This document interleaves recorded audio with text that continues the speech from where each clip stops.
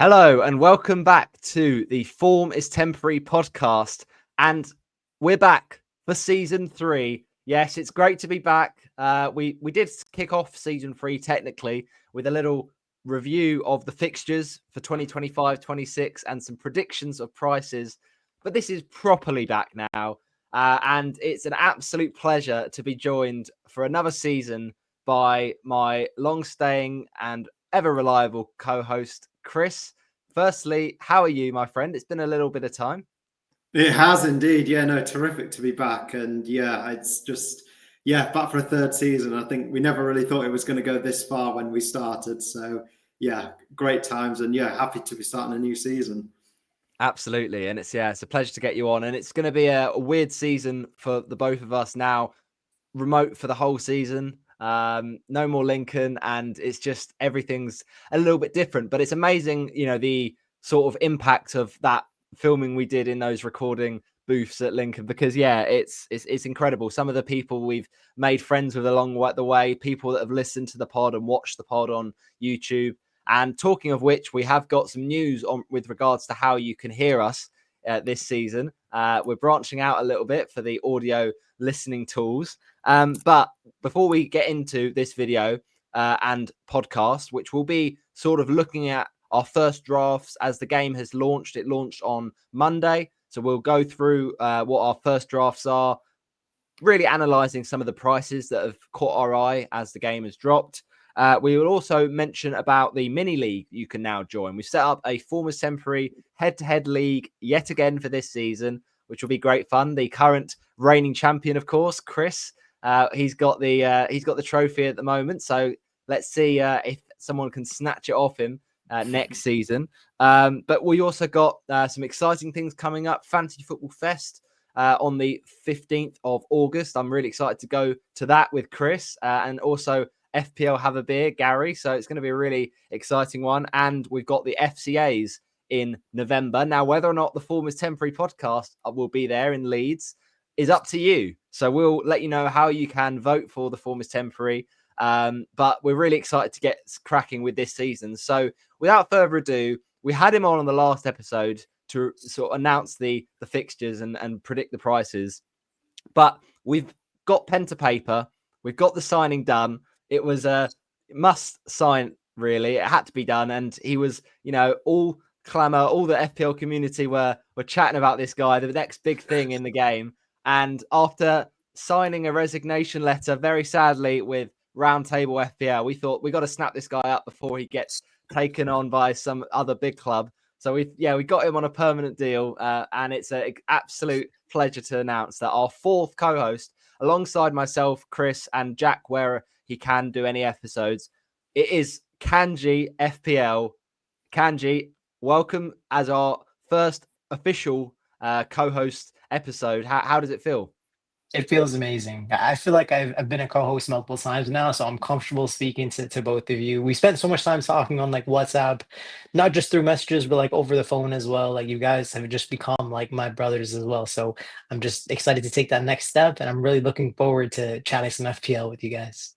Oh, lovely stuff. Yeah, it really feels like a family here at the Form is Temporary. And make sure you do follow us on the social media, because we've got, various ways of you reaching us. We're on Spotify, of course. We're on YouTube, which has sort of rebranded my own FPL Yellow Army channel to purely Form is Temporary. So hope you enjoy that. All the Form is Temporary content you need to see from a visual point of view will be on here on YouTube, but also we're also branching out to Apple Podcasts. So we did get a bit of feedback in previous seasons about, when are you going to go on Apple Podcasts? And we just never got around to it. But yeah, we are on Apple Podcasts now as well, which I know that a lot of our listeners have got in touch and said that's really helpful for them. So yeah, if you are a Spotify person or you're into your Apple Podcasts, we've accounted for both. And it's also great that we're going strong again on the socials. We'll be on Instagram, on my Instagram, Roberto _the_pro, and also we've got our own Blue Sky as well. So Form is Temporary pod for that. But it's exciting, isn't it, Chris, to get into a new season? And the game launched on Monday. So before we do get into talking about our first drafts and any players we've put in already, what was your initial reaction before we look at sort of the prices and the rule changes to the game launching? Obviously, the first thing to say before we get into the rules was just the look of the site is very different to Oh my. previous seasons. And this has got the kind of a bit of a kind of point of controversy among the community because, I mean, I be honest, I didn't like the color scheme previously, the like blue and green when it was the previous, and I think 18, 19, 20, 21 of like the purple. I loved that. But yeah, the last couple of seasons, the color scheme changed. And then this season, there was a completely new user interface and a different look to the website and the app. And some people might not actually know that you can have a dark and a light theme if you just change the setting on your phone to one, the light theme being white and the dark theme being the sort of classic FPL purple. So, Chris, yeah, initial thoughts of how it looks and what it looked like for you. I think it looks really stylish. I really like it, to be honest, this year. Maybe that's a controversial opinion, but yeah, no, I quite liked it. I think it looks quite good. Yeah, I have to be honest. Like, I feel like I'm in the minority with you here, Chris, because I mean, when I first saw the original, I didn't like it at all in terms of the white background. But when you turn your phone to dark mode, it's the purple. I just love that. The thing I will say is it's about the sort of accessibility, which is a bit annoying from my perspective, because it feels like Kanji, every time you log on to the website, it logs you out and you have to log in every So single annoying. time. Yeah, so I gotta be honest. I think I gotta ask you guys, how much are FPL paying you to compliment them? Well, we've got our Because links. We've got our links with official FPL Pod. You know, we've had some guests on from there, so we didn't want to offend them. You know. good. I think like the color scheme is nice. It's just like frustrating because you have to click like midfielders and then you have to click the price and it shows up on the left side of your screen, then it shows up on the right side of your screen. Like it's just a mess. Hopefully they'll improve it as time goes on. Yeah, it's one of those. It's definitely a love or hate it situation, but not many loving it at the moment. And I understand why, because it is hard to navigate at times. Even listening to one of my favorite content creators at the moment, Trigger Lips, Nick. He was talking about it and saying how just to make a transfer, you have to basically have about 7 clicks to just do Yeah, that maneuver. unreal, man. Whereas on the sort of FPL planning websites we sometimes like to use, like FPL.team and Plan FPL and Focal's sort of website, really good for sort of looking at fixtures and stuff. Those sort of sites, they seem to be much smoother than the official website itself, which is quite baffling, really. But that's the update that's happened. But the big update that's happened, which we're going to talk about now, is some changes to the way we can score points in 2025-26. So we'll start with this one, which is the way that assists are now scored, which I think is a positive thing because, there's always that sort of frustration, Chris, when you have an asset, you think that they've got an assist, and sometimes they'll put a ball into the box and it will take one little nick off a defender, and then it comes to the striker or the attacker, they put it in, and you think, oh, well, that's an assist, and it wasn't given, and it just comes up on the official FPL Twitter as assist none. Well, I can say that is now over. That's a thing of the past because they've removed the intended target rule, which now means that as long as there is not more than one touch from a defensive player, that assist will be accredited, even if the direction of the ball changes with a defensive touch. So if it's 2 touches or more from a different defenders, then that's where the assist won't be given. But yeah, initial thoughts to that rule change, Chris, because it will mean there's going to be more assists given in the game, so more ways to score points. Do you think that's a good change to the game?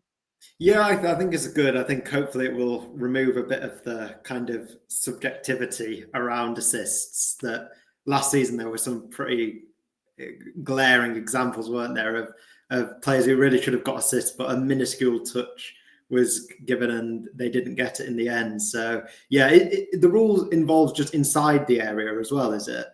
I believe. Is that Yeah. correct? I mean, I think, well, there's certainly, if let's say a shot comes in and a goalkeeper Yeah. saves it and it comes off the goalkeeper, usually that would be like that should still be an assist, basically. Because sometimes you might say, oh, if the goalkeeper spilled it, then that's not going to be given. But this should be given now as long as it doesn't take an additional touch. So let's say the goalkeeper spilled it and then the defender got a touch on it, then that wouldn't be given as an assist.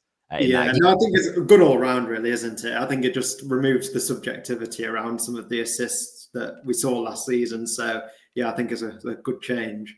Yeah. Do you think, Kanji, that with this assist change that, certain players, I mean, it won't like change things you'd imagine too much, because I think I was listening to a pod the other day and they were saying about how if the assists were sort of added in as they are going to be this season based on last season, it would only sort of give points and X that many additional assists, only like one or two more than for each player. So it will probably Yeah, be it's not more of too an much. Like impact. in terms of like the total Yeah. assists, it was at like 980 like Yeah. fantasy assists last year, and then additional 40 assists. So it's less than like a 10% increase. Like you're chilling. You're not adding too much to the game. It'll just be nice to like not have anything controversial. Makes FPL Yeah. less frustrating. So I'm all for that change. Exactly. Yeah, I bet the Solly March owners there are fuming, because they're thinking, where was this? Where was this assist given? Right, should have been rightly given to the own goal. I think it was in the Leeds game. So yeah, funny one. But that's one of them. I think that is a positive change. Now let's go to one of the more negative in terms of how it's been sort of received in the community changes, Chris, and that is the addition of AFCON transfers. Now, this is interesting because obviously AFCON comes around every season, and we, as FPL managers that like sometimes to plan and strategize and sort of make decisions, especially with the addition of the 5 free transfers last season, of making decisions. It's not always you're forced into using up a second transfer if you've banked up two. Otherwise, you'd feel like you'd wasted it. Now, with more free transfers available to bank up, there's almost more strategy behind it, and you can sort of be conservative and hold off on your moves if you want to sort of do a mini wildcard with 5 free transfers. Well, this season, we won't need to worry about any of that planning, because we will be given transfers automatically going into game week 16. So basically, if you are on 2 free transfers in game week 15, you should probably use all your transfers available in game week 15 just so you don't waste them. But whatever your transfers you're on around game week 16, 17, the idea is that you'll be given up to 5 free transfers, regardless of how many you'd banked previously. So this kind of does, give you less of a headache if you've got loads of players going to AFCON. But, because of the fact there's another rule change, which we'll go on to talk about, which maybe minimizes that headache. Do you like this addition, Chris? Or do you think it's, a change that didn't seem that warranted? Yeah, I think maybe not necessary. I mean, it's maybe a nice addition in terms of giving you a bit more flexibility around the tournament, because you never know what your team is going to look like at that stage, how many players you might have who will leave early for the tournament. I mean, one obviously is Salah, and I think around that time he obviously has good fixtures before and after. So it's one of those where having free transfers in the bank will actually help a lot. But I'm not sure it was necessary. I mean, we've managed in previous seasons to navigate AFCON. So, yeah, probably It's just unnecessary, yeah. but it's just one of What's your those. view on it, Kanji? It's just like another move for like the casuals. Like it's better if you're like a casual FPL player. Like, oh wow, Salah's gone. I gotta sell him. Oh, Salah's coming back. I want to bring him back. Yeah, just great for the casuals, and FPL is targeted and marketed towards them anyway. So I understand it, but I guess it is what it is. We'll have to just try to maximize it. And I think you mentioned it earlier. In order to be optimal with this, you want to be using all of your transfers in game week 15, and Yeah. hopefully the casuals don't do that, right?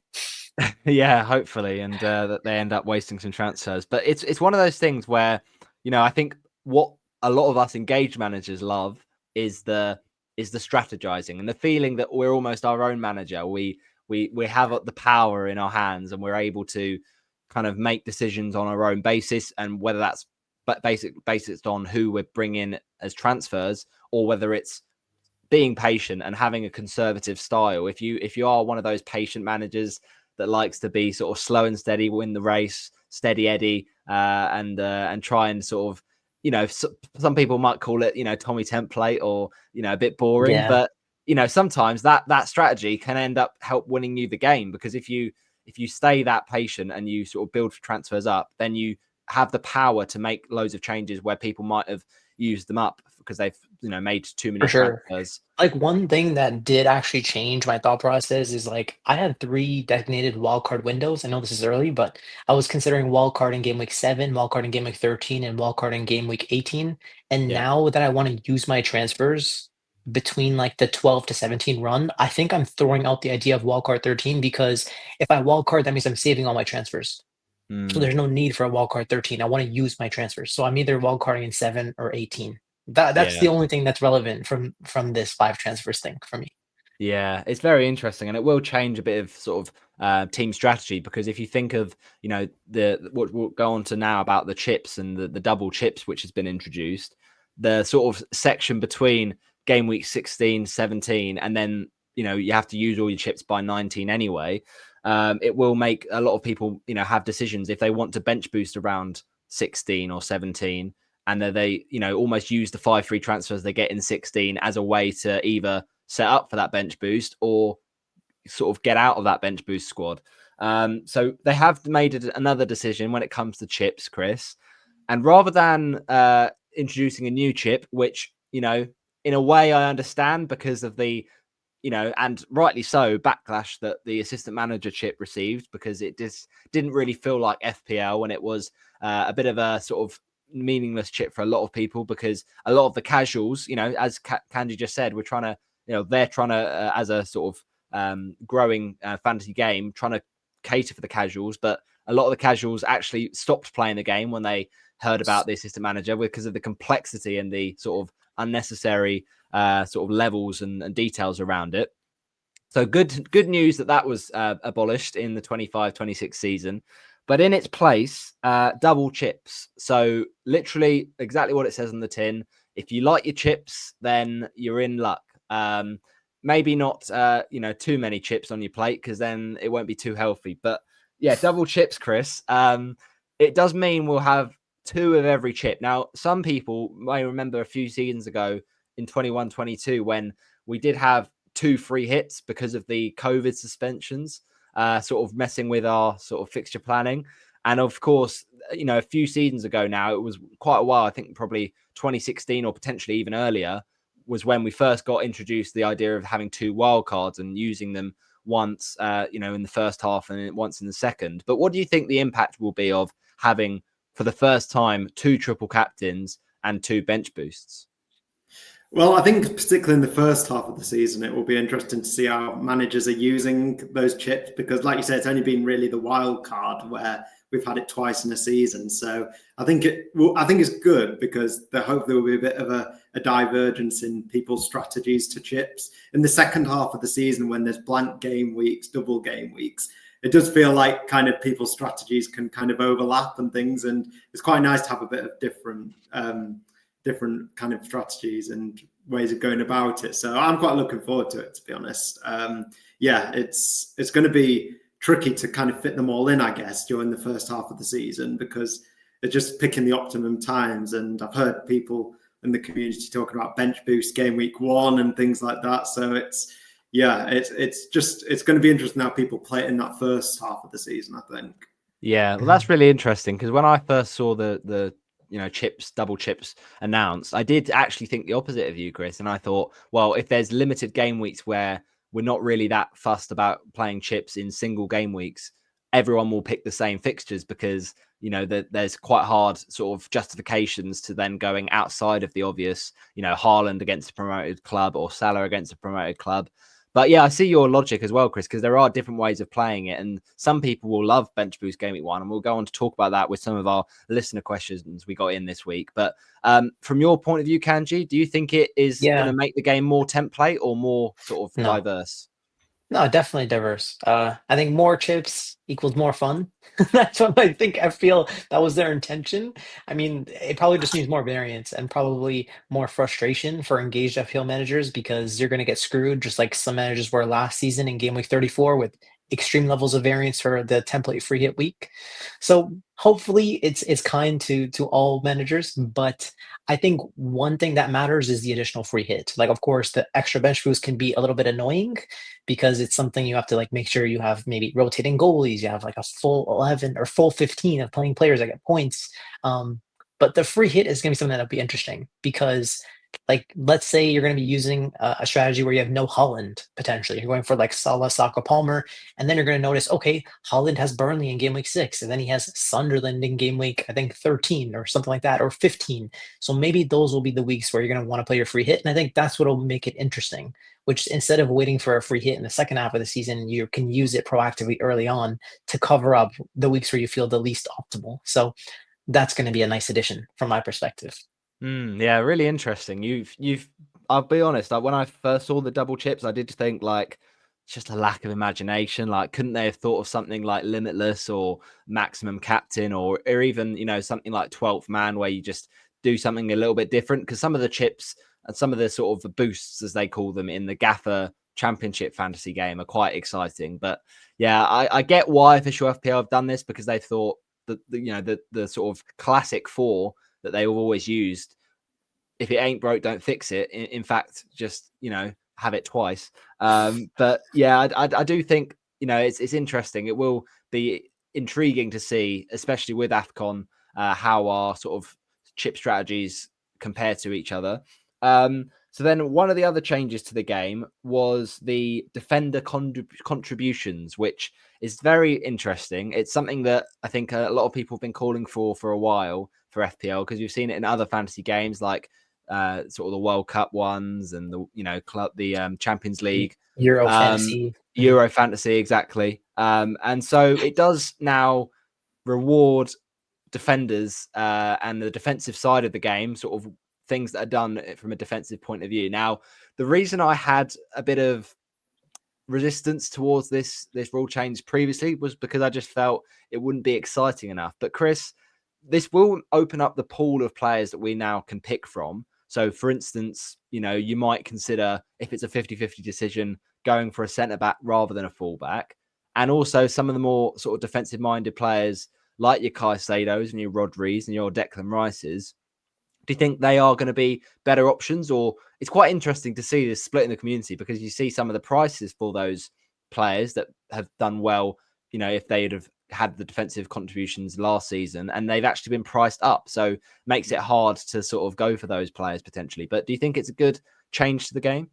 Yeah, I think it's positive, and probably from my perspective, I think it's probably the best change that they've made, because I think it's long overdue that, kind of like you said, Roberto, like defensive midfielders, they've kind of been obsolete really in the game. Like, they've served no purpose at all. You wouldn't have known they didn't exist. So yeah, I think, to be honest, I think it's a good change to bring in some sort of reward for them. And like you say, it opens up the pool of players that we can choose from. How much impact they'll have on rank and point scores is maybe a bit more open to debate, because it's capped at 2 points, isn't it? Yeah. The scores they can get for these defensive contributions. So it's maybe not the big impact of, maybe say, like a goalkeeper with save points that can accumulate more than 2. So yeah, I think it's positive. It'll be interesting to see how much like kind of onus managers place on these players in their teams, because yeah, with the max points being 2 points, is it worth it? Is it not for a defensive midfielder? Like, yeah, it will be interesting, but good to have a different pool of players to choose from. Yeah, absolutely. And from your point of view, Kanji, I mean, we are going to probably still pick majority of players from these attacking sort of positions on the pitch, and to sort of favour maybe some attacking returns. But do you think that this will make us think differently about even forward players? Some players. So if you do get sort of the recoveries from a forward point of view, that might be another route to points, even for someone like a Jared Bowen, who will go on to talk about him changing to a forward this season. Although that's sort of a negative when it comes to how many points. What have they done to my boy? Yeah, they've massacred my boy. But yeah, I think Bowen is interesting, isn't it? Because yeah, he is a talismanic player, but the fact he's now gone down to a forward, less points for a goal and a clean sheet. But you could argue that more points in the BPS, which we're going to go on and talk about as our last change. As a forward, you do get, for open play goals, more points from a BPS point of view. So do you think someone like a Bowen, adding in recoveries, or someone like a Caicedo adding in those interceptions and blocks, is going to make them better picks this season? 100%. This changes the landscape of FPL. I don't think FPL managers are ready. It's time to like think about, not just looking at GA merchants, the likes of Mo Salah or like a Pedro Porro that's a defender just focuses on GA. Now it's time to focus on those amazing overall great players like Alexis McAllister, for an example, or Bruno Guimaraes, right? Where they're a balance of like defensive and offensive attributes. So it's going to be good. But at the same time, you really have to change the way that you think. And I think there will be a period of time, especially for more casual managers, where they're going to be surprised, where they're going to be looking to buy a lot of the premium defenders, maybe. They'll be looking at Arsenal defenders, and they're going to be thinking, man, I'm going to be getting all these clean sheets. Like, yes, you'll get the higher clean sheet percentages, but you're not getting any defensive recovery points for this.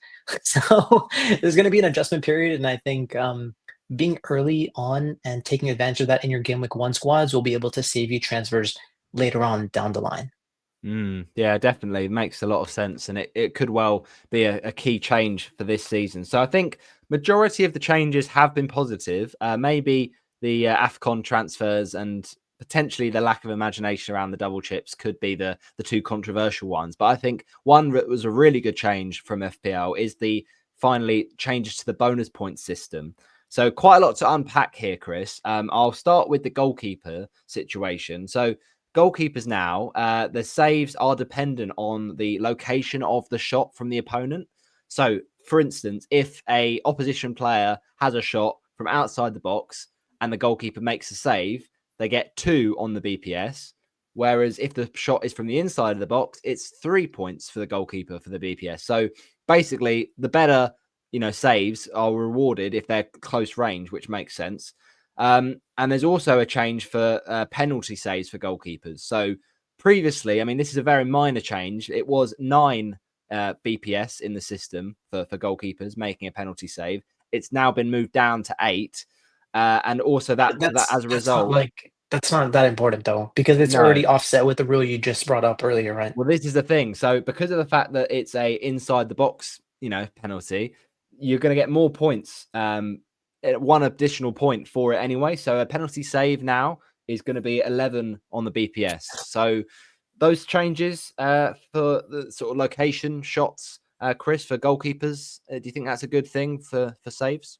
I think, yeah, generally positive. I'm not sure in terms of impact. Again, we're talking about kind of minor, marginal kind of gains, really. But yeah, I think it's, again, just kind of clears up a couple of the issues we had last year with the BPS. I know goalkeepers were always an area of contention in terms of who was awarded BPS, who was getting the full 3 bonus points. So yeah, generally positive. But again, I'm not sure it's a huge change in the grand scheme of things. And I suppose, Kanji, when you think about the fact that last season there was many occasions, I remember Southampton against, I think it was Southampton Aston Villa was one of them, where Aaron Ramsdale saves 2 penalties, and you think, oh well, that means he must get 3 bonus, and because of the fact he's conceded 3 goals, he doesn't. Now, ultimately, the clean sheets now are so vital in the way that they've adjusted the bonus points to sort of harm goalkeepers and defenders with every goal conceded, hurting the BPS. There's been no change when it comes to goals conceded for defenders for the BPS. So that is still going to be a problem when it comes to defenders and goalkeepers. So do you think that, this change is kind of irrelevant and you wish that it'd been made elsewhere? Or do you think it's a good thing to have the shot location?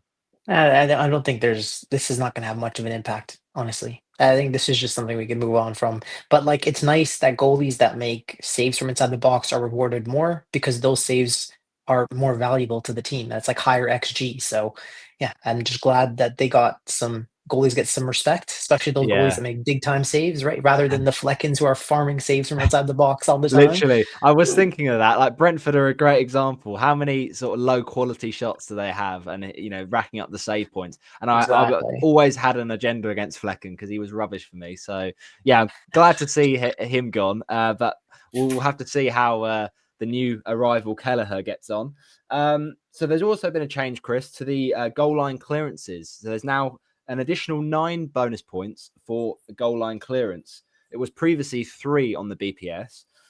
So what this means is, defenders that we were talking about with the defensive contributions, maybe the centre backs, if they're more likely to be on the far post or the back post to make clearances off the line, it will be interesting to see how they define what's off the line. I mean, does it have to literally be touching the line? Does it have to be close? I wonder.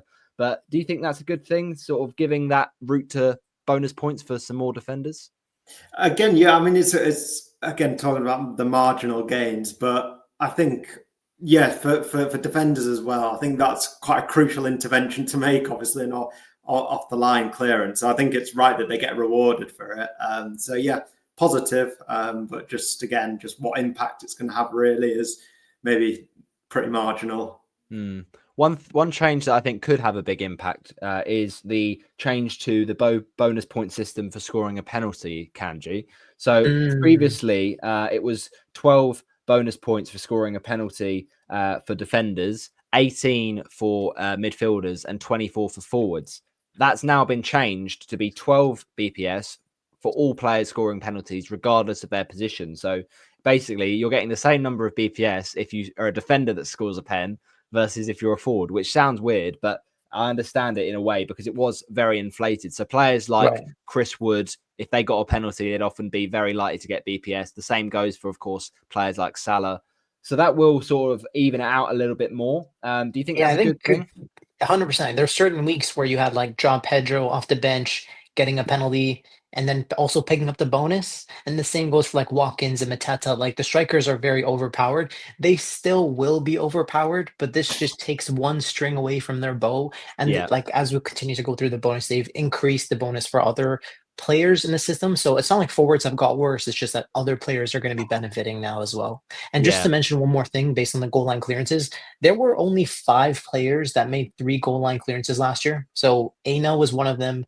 Murillo was one of them. So 2 Nottingham Forest defenders. And then you've got Ezri Konsa from Aston Villa, Lewis Hall, and then Iliman Ndiaye, so a midfielder. He's the only mid on the list. So, maybe they just get a little bit lucky. They can spike a little 9 BPS from that goal line clearance. Maybe you'll be looking to target players who are going to be sitting on the back post on their own corners. But there's like a little, as Chris mentioned, it's just marginal gains to consider. Yeah, well, it's interesting with that change to the BPS when it comes to scoring penalties, because for non-penalty goals, Chris, it's stayed the same. So for strikers to score a goal from open play, it's still 24 on the BPS, 18 for midfielders, and 12 for defenders. So it does make you think that, targeting players that are on penalties isn't so much a thing maybe this season, because you could just get players that keep scoring goals from open play. Someone like a Jared Bowen, who was on penalties last season, didn't score a single one. So although he's now been moved to a forward, if he keeps scoring goals from a forward position in open play, it actually won't hurt him too much. But the successful tackles is the interesting one to end on, Kanji, because previously we had a sort of more of a maths sort of equation in the mix with the total tackles that were won taken away from the tackles lost. So it often meant that when it comes to tackling for BPS, it was quite a low number. Whereas now it's just been sort of simplified to tackles won rather than any sort of being taken away. So it is only 2 on the BPS, but in theory, there should be more BPS, shouldn't there? Because if there's just purely tackles won, every tackle won should get them the BPS. So do you think that's a nice change again? More sort of rewarding of tackling for defenders? Yeah, excellent. And we're just trying to skew the BPS a little bit more so towards defenders because it's so skewed towards the forward. So I'm for that. Happy for that. Looks like I'll be looking to bring in a lot of defenders that are making a lot of defensive actions. Yeah, those attacking fullbacks, Chris, they might be a thing of the past. Some of these, tough tackling centre backs might be maybe on the menu again. Yeah, exactly. And I'm just thinking of strikers as well, kind of who are really kind of like even a Solanke, who last season got quite a lot of criticism for doing all the dirty work in Spurs' team. And like now this season, like his work could be really valuable in terms of the kind of Recoveries. additional points he can get for recoveries and things like that. So yeah. Yeah. I suppose the only problem will be, the strikers that do earn those recovery points will often be chasing around a bit like Solanke, and it might just be that they get subbed off because they'll be so knackered. Probably. But yeah, no, really interesting changes, and I think most of them are very positive. But just a few there were a little bit questionable potentially. But we move into the season as it is, and we, as you said earlier, Kanji, we try and now take the sort of upside of them and of those changes and really maximize the changes. So we have sort of started tinkering. It's early days, of course. There's a long way to go until game week 1. But before we do, sort of get into some of the prices and some of the price points, let's give a little lowdown on each of our drafts. And for the benefit of the audio, if we could sort of read these out, and then we'll sort of maybe rate each other's. We were thinking of doing a rating the listeners' drafts maybe in the next episode, so that could be a fun one in the next one. But for the purposes of the audio, I'll get your team up first, Chris. So could you just sort of run us through, your thought processes behind this one, because it's a very interesting side here you've got. So you've gone for a couple Chelsea players in there, which I can't say I'm surprised about. No bias at all. Hopefully there's no Club World Cup hangover going into the new season. But I think, to be honest, my plan before the fixtures came out was to avoid Chelsea and Manchester City at all costs, really, with the kind of truncated pre-seasons they're having, and not a lot of recovery for the players between last season and the upcoming season. But the fixtures for both Chelsea and Man City are just so enticing.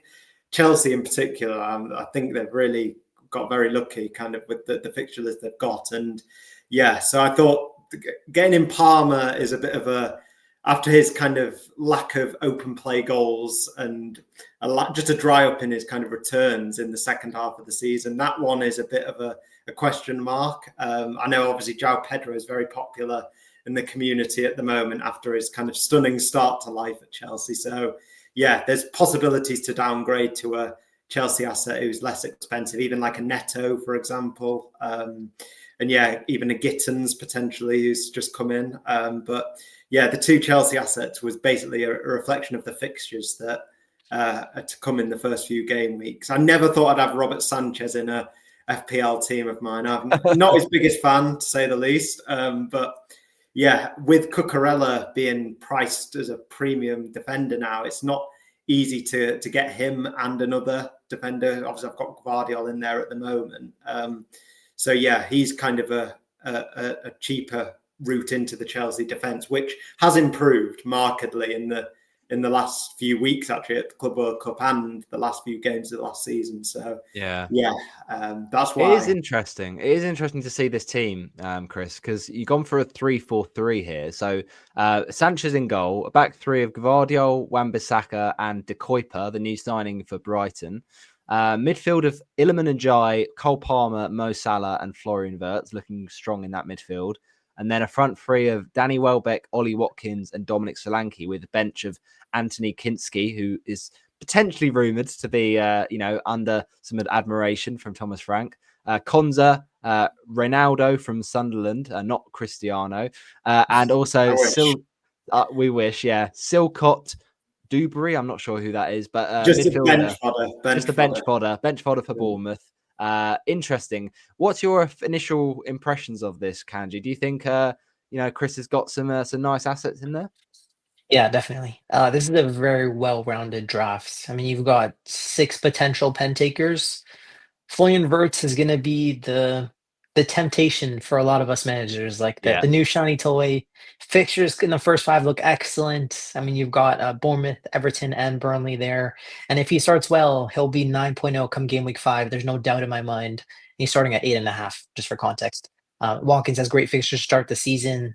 Could potentially be on penalties as well, with Rashford leaving and Asensio leaving. So I really like the picks overall. And Welbeck will now potentially be on penalties with João Pedro out of the lineup, and Ndiaye is on pens. I've seen him in a lot of drafts, but I don't really know if I'm 100% set on him. But I like every other pick that you've made, from the goalies, the defenders, the bench players. It's just, I don't like that Ndiaye doesn't have very strong like XGI per 90. Like his attacking data isn't that strong.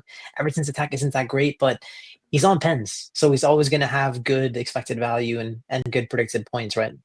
Yeah, it's definitely got those routes to points. No, it's a really interesting team you got there, Chris. I mean, I've seen a lot of people go for these 4.5 defenders, so we can maybe start there. One of them, which you've got, is Aaron Wan-Bissaka. Now, West Ham's fixtures are very interesting. So we've got our fixture ticker up for the new season. So if we just progress over to there, with this fixture ticker we've got in front of us, West Ham are sort of pretty high up, to be honest, but it's a sort of tricky first four, really, if you take out the opening game away to Sunderland. But then it's a sort of a nicer run after that with Palace, Everton, and Leeds as well in the next sort of 5 or 6.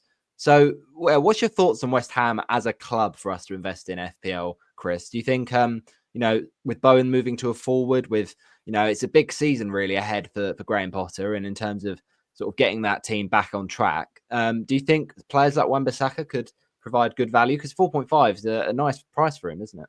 Yeah, it is, and I think with the defenders, that it was surprising how many were priced in that premium bracket this season, and there's not a huge amount of value to be found in the lower price defenders like last season.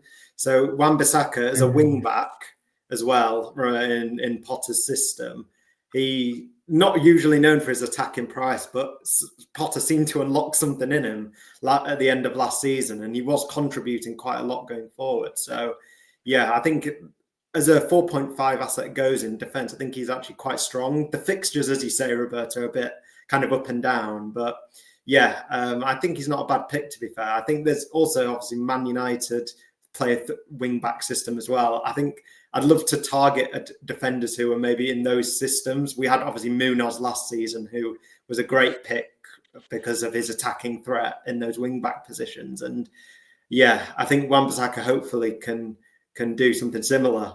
Yeah, and to add to the Wan-Bissaka point, he actually got the defensive actions 10 times. So if you just took his score last year and added in 20 points, that would be his actual total if like the system that they used, that they're going to use this year was used last year. So I actually think Wan-Bissaka is the best 4.5 in the game. So the fact that you've noticed that and we haven't chatted too much, that's impressive. So I'm glad you've picked that and one of the best picks for sure. Yeah, that's really a nice sort of defense you've got there, Chris. I mean, Vardiol makes sense because of his, impressive points getting last season. The thing What do you think is about Vardiol? Because he's the one in my team that I'm a bit, because there's many premium defenders to choose from. Yeah, I think it is a safe bet. It's a safe bet, but it's also interesting, isn't it, Kanji? Because of the change in Man City's back line with Nuri coming in. Do you think, Chris, maybe that the less attacking returns but maybe now this addition of the defensive contributions, if he is playing at centre back, might aid him?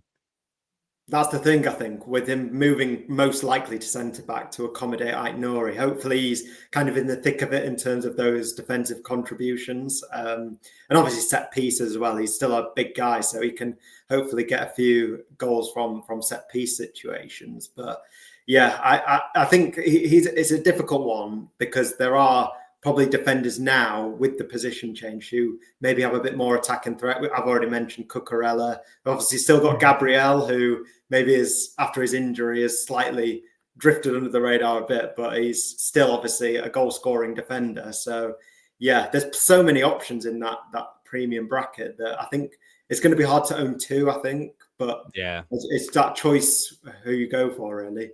What's your thoughts? Sorry, Like Kanji, go for it. Yeah, the Vardiol pick, you're kind of looking at Vardiol, Cucurella, Van Dijk, maybe Gabriel, depending if you're like an Arsenal fan or how heavy you believe in them. I don't trust any of the Arsenal defenders myself. I won't go to a single Arsenal veteran the entire season. I'll tell you that in advance. Just because I don't think the defensive system really suits them. They're not going to get any defensive points. But with Rodri back, I think Vardiol could easily be the highest scoring defender this year. So for me, if I was starting with a 6.0, it would be Vardiol or Van Dijk because those are like the two premiums that benefit the most from the new rule change. So once again, bro, Chris, I haven't spent too much time talking to you, but I really like the picks you're making. Yeah, it's really interesting. Like, Cucurella as well at that price. I know you said it felt a little bit pricey, Chris, but the start of fixtures for Chelsea and how well Cucurella ended last season with his attacking returns, I think you could have another strong season as well. So there's, as you said, quite a lot of premium defenders this season, and some good options. Danny Welbeck is interesting though, because I know he was a big player for you last season, Chris, and you've gone there again in your first draft. So do you think he's going to really thrive now that João Pedro is going to go? Or, I mean, they had a sort of quite a good partnership at times with Pedro playing in the 10 and Welbeck in the 9, but he is getting on a bit now. He's 34. Do you think he's going to have another strong season? Yeah, I think it's what Kanji alluded to earlier. Obviously, with João Pedro leaving, there is a strong likelihood that he's on penalties now as well, Welbeck. And as you said, Roberto, I think they obviously had a good connection, him and Pedro. I think he's got a good connection with Ruta, to be fair, as well, in the number 10. So hopefully with João Pedro's kind of exit, it gives him more security of minutes as well. He obviously started a lot alongside Pedro too, but yeah, he's just a safe pick, really, I feel. He's obviously so experienced and knows how to score goals in the Premier League. And Brighton's start isn't terrible. So yeah, I think the main attraction was that I think hopefully he will be on penalties. So yeah. That's really interesting. And just to end on your draft, I mean, a couple of these players people might not have heard of, but going with some sort of cheap defenders from Sunderland, Kanji. I mean, I see people doing it and I see the logic, because although in previous seasons we'd have said, no, don't do that, Sunderland have really nice fixtures, don't they, to start the season? And I've seen a few people, putting in some budget forwards like Mayenda and Isidore, and maybe a sort of a cheap Sunderland goalkeeper, but I don't see that. Maybe like a defender, like an 09 if he's fit, or a Hume. But Reynaldo, I've seen a few in people's drafts. Now, Sunderland's fixtures, West Ham, Burnley, Brentford, Palace, Villa, is pretty strong to start, and with those two home fixtures in the first three. So what's your take on Sunderland? Do you think we should ignore them, or maybe if we're struggling for funds, add a bit to our sort of benches? Honestly, they've probably been the most surprising offseason of any Premier League team, apart from Liverpool, because Liverpool have just gone mad. I can't even recognize that FSG still owns this club. But looking at Sunderland, they could potentially be bringing in Xhaka. They brought in a Dingra from Brighton. So two signings that will immediately improve the starting 11. So I'm excited for their season. And just like from Chris's perspective, he's looking to bring in a 4.0 defender just for maybe, I guess you'd want to make sure that they get defensive contributions. But apart from that, there's nothing to really split many of the 4.0s. Yeah, no, that makes sense. Well, it's a really solid draft, Chris, I have to say. And I'm quite sort of surprised that, not that I didn't doubt you with your amazing 25k finish last season, but, Jeez. I think you've definitely shown your intent early on this season. So I've got a big challenge on my hands to try and beat you this season. So my draft is looking like the following. I actually did change it today because I was pretty much set on it for a few days. But I just sort of got sort of a feeling in my bones to make a couple of changes today. So this is the team. For the audio, it's Sells in goal with a back three of Vitaly Mikalenko, Destiny Udogi, and Aaron Wan-Bissaka. Then a midfield five I've gone for with a 3-5-2. So Salah, Mohamed Kudus of Tottenham, Semenyo, Cole Palmer, and Bukayo Saka.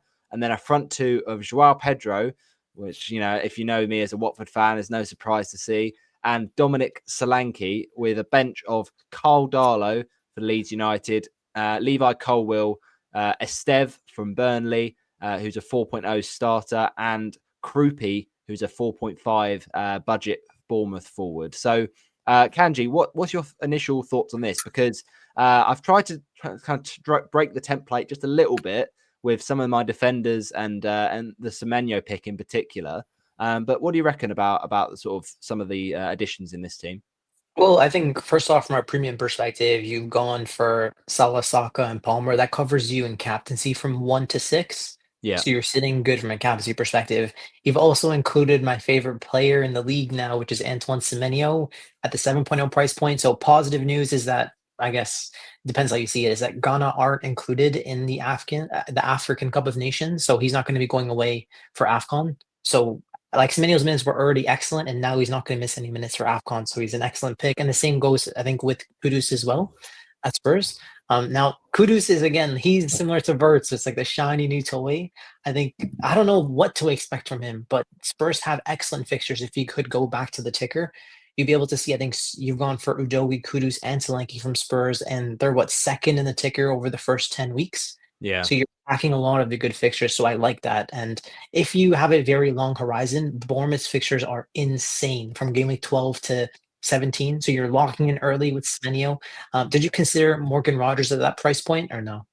I'll be honest, I had Morgan Rogers before I had Semenyo. And I sort of had a midfield that was going around, which was very template, to be honest, of Morgan Rogers, Verts, Salah, Palmer, and Kudus.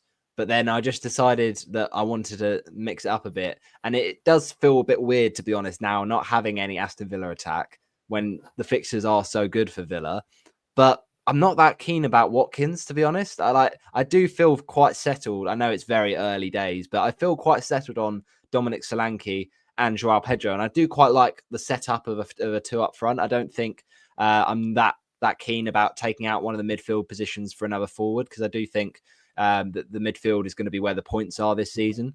So yeah, it's interesting, but I do feel like, yeah, if I could fit a Rodgers in somewhere, but I do quite like Kudus, and I quite like the Semenyo pick. And it shouldn't be how we play this game, Chris, but the fact that I'm going to Fantasy Football Fest, Liverpool against Bournemouth, I feel like I do want some skin in that game, and I'll have Salah on the captaincy, and to have Semenyo as well. I feels like the first game of the season is always quite high scoring anyway, so to have someone from attacker from both sides might be quite nice. But yeah, do you like the look of that team, Chris? I mean, it's a bit different in certain points. I mean, Matt Sells in goal. Do you think he'll have a good season with, his 5.0 price tag? I was thinking maybe go for 4.5, but actually I thought, getting the Golden Glove winner from last season for just 5.0 is not too bad, is it? Especially when I suppose Darlow looks like he'll be a starting keeper for Leeds. Yeah, I think that's a really strong squad, to be honest, Roberto. Sells in goal as well, like you say, for the price, and obviously coming off the back of a really strong campaign last time around. Forest's fixtures look pretty decent in kind of the short to mid-term as well. So I think he could be a good goalkeeper for you to have. I'm interested by the Spurs triple up.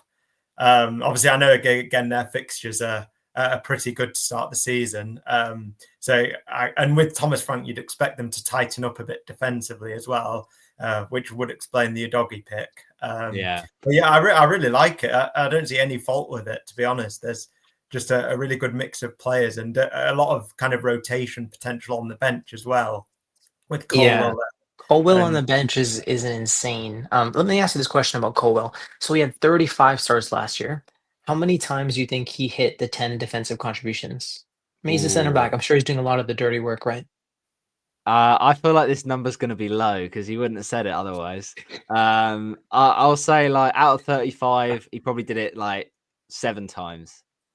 What do you think, Chris? I think he's not like a really physically dominant centre back, is he? He's a bit more technical. So yeah, I'd say 5. Yeah, so he actually did it 2 times. Wow. So like the new system really hurts him. So the likes of like Konza and Colwell, especially with him getting the price rise to 5, like I'm just not a fan anymore. Yeah, it makes sense. To be honest, if I could have stretched the money to Cucurella, I probably would Kanji. But just, I think, I do quite like going big on the midfield and having budget defenders, because I know a lot of people are having the Ait-Nouris and the Gvardiols and the Kirkezes and the Cucurellas, but there is sort of doubt, I think, attached to each of them. Ait-Nouri could do well, but the minutes is potentially a question mark, as well as someone like a Kirkez who is a great player, but the fixtures just aren't really there for Right. So most of the. instead of presenting problems to you, what if I presented a solution? So what if you switched Colwell and Sells to Sanchez and Nico Williams? That could be an example of something to consider. But again, it's your team. It's up to you. And there's so much time. I'm sure your draft will change every day from now until the deadline, regardless. Yeah, I mean, I literally tweeted this today. I said because I went on a stream earlier today. The time of recording this will come out on Thursday morning, but on Wednesday night I recorded with FPL Have a Beer Gary, and I said a tweet and said, guaranteed during the stream my team will change 100 times. So yeah, it's always the way when it's this point in the season. It's crazy now. Just 22 days until the season kicks off, so it's not long at all. And it's exciting times. But yes, when it comes to their team, I'm pretty settled with a lot of it, actually.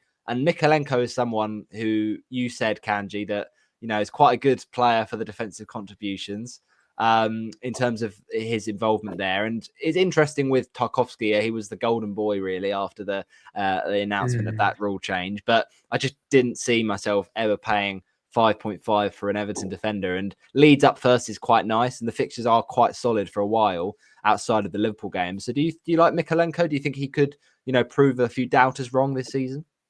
think it's interesting because I think he ended the season on 120 points and Branthwaite ended the season on like 88.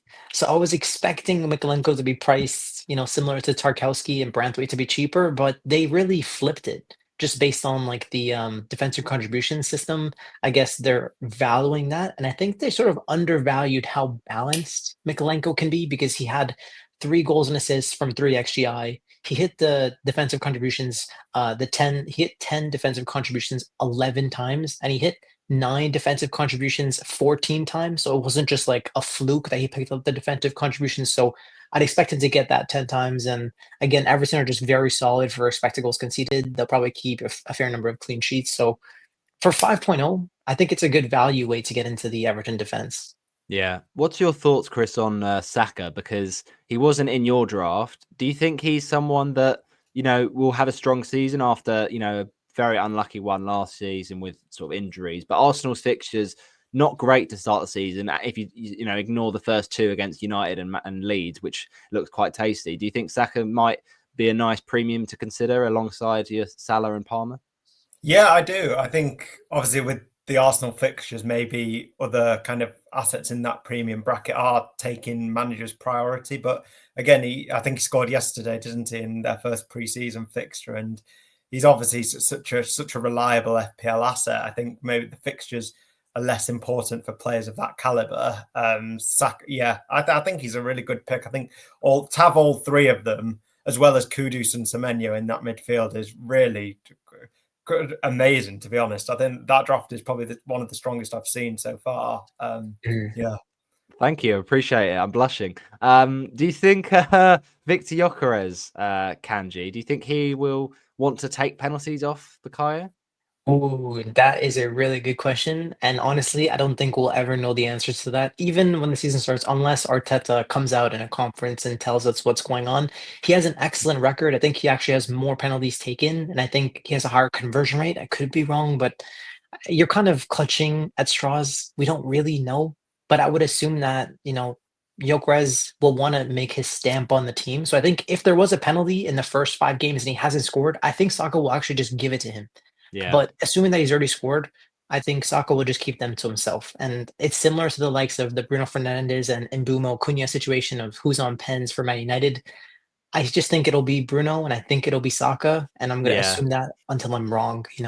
I mean, I think even if Saka does lose his pens, I don't think that affects his appeal too much. I still think he's a really exciting premium to have just because of, as you said, Chris, his explosiveness and his routes to assists always, and the fact now Gyökeres is there, more routes to getting those assists for Saka and finishing off some of those chances. So I think, Saka could be in for a really strong season. I have got Palmer in there, despite what I sort of said towards the back end of last season about how much Cole Palmer was, really struggling in terms of confidence. But I just think those fixtures for Chelsea, you just can't avoid a Chelsea attacker, and Palmer is the sort of tap-in obvious one because, as we say on this podcast, form is temporary, class is permanent, and a player doesn't, go through that bad stretch, overnight and lose all of their ability. So I'm sure he'll have a good season, but maybe he might take a bit more time to get going. But he looked good at the Club World Cup, so whether that's sort of much of an indicator, we'll have to see. But João Pedro is in there, and he is the obvious pick at the moment, the highest owned in the game. Are you surprised that he's so highly owned, Chris, or do you sort of understand it because of the Club World Cup and the fact he's come in at a pretty nice price at 7.5 million? Yeah, I mean, there's obviously a lot of hype around him after his performances. I think probably he is first choice number 9 at this current moment. I'd expect probably Jackson to be leaving at some stage during the summer, and Delap looks like he's probably going to be his understudy. So, it's just, again, with Maresca, he's kind of in the Guardiola school of thought when it comes to rotation, and that would be my only concern with Pedro, that if he's not playing as number 9, he's not going to take Palmer's position at number 10. So it's one of those where I think he'll probably start the season, but it's just over the kind of mid to long term, he might be kind of one who's not as good to keep. But I understand why there's a lot of hype around him. He played so well in the Club World Cup. And like you say, he is, in terms of price, he is quite affordable compared to a lot of strikers.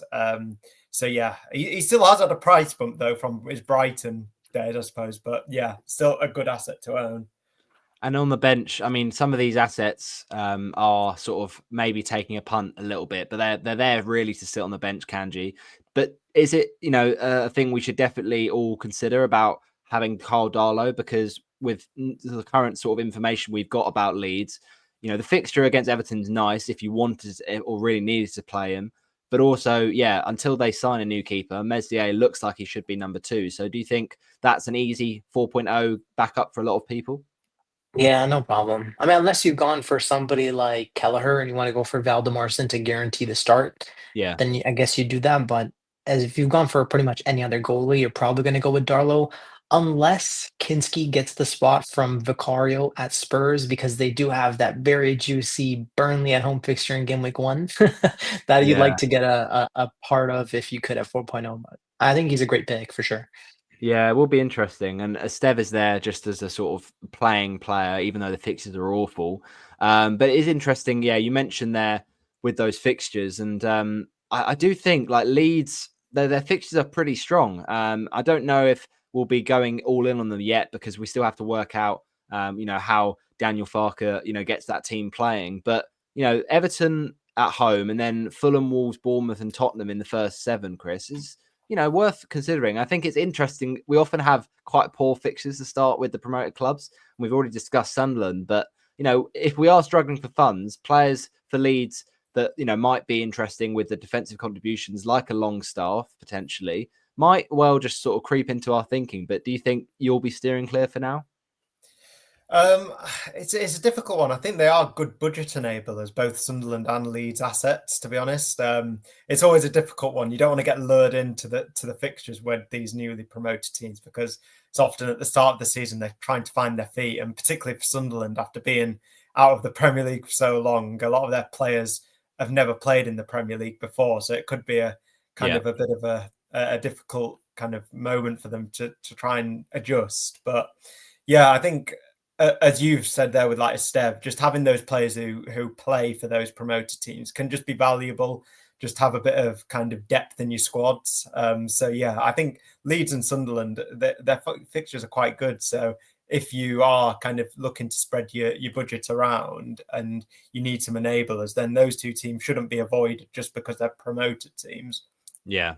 And then getting on to your draft, Kanji, talking of Leeds, you've gone with Darlow as your starting goalie as things stand. The rest of your team is quite interesting, a bit different. So we've got Mikalenko, Wan-Bissaka and Murillo as the back 3, with a midfield 5, just like myself, of this time though, Belieber, Cole Palmer, Mo Salah, Bukayo Saka and Bruno Fernandes, which we haven't seen too many of him in some of the drafts. Jorgen Strand-Larsen, Solanke up front, and then a bench of Georgi Petrovic after moving from Chelsea to Bournemouth. It's Kepa all over again for Bournemouth, but phase 2. Lacroix, which is an interesting Palace pick. We'll get to that. Esteve as well, and Marshall as a sort of cheap backup striker for West Ham. So firstly, I'm interested in Lacroix, Kanji. Now, a lot of people have steered clear of Palace in their first drafts just because the fixtures do look a little bit dodgy. But, there are, value positions to be had. Ismail Assar at 6.5 is a great price. And, players like Mark Gay, he might be helped by this sort of defensive contributions change. But what about Lacroix? Because he's one that sort of was quite lowly owned a lot of last season. Yeah, I think even in the game currently, he's 0.7% owned. I don't want to talk too much about him because he's a differential, but Yeah. I think he had very good XGI. He had around 4 last year. He only had 2 goals, so there's room to improve from a goal and assist perspective. He also hit 10 defensive actions 18 times, and he hit 9 defensive actions 23 times. So essentially, you're going to be getting an extra 19 times 2. So like 38 points throughout the season just by owning Lacroix if he continues at his previous defensive return rate.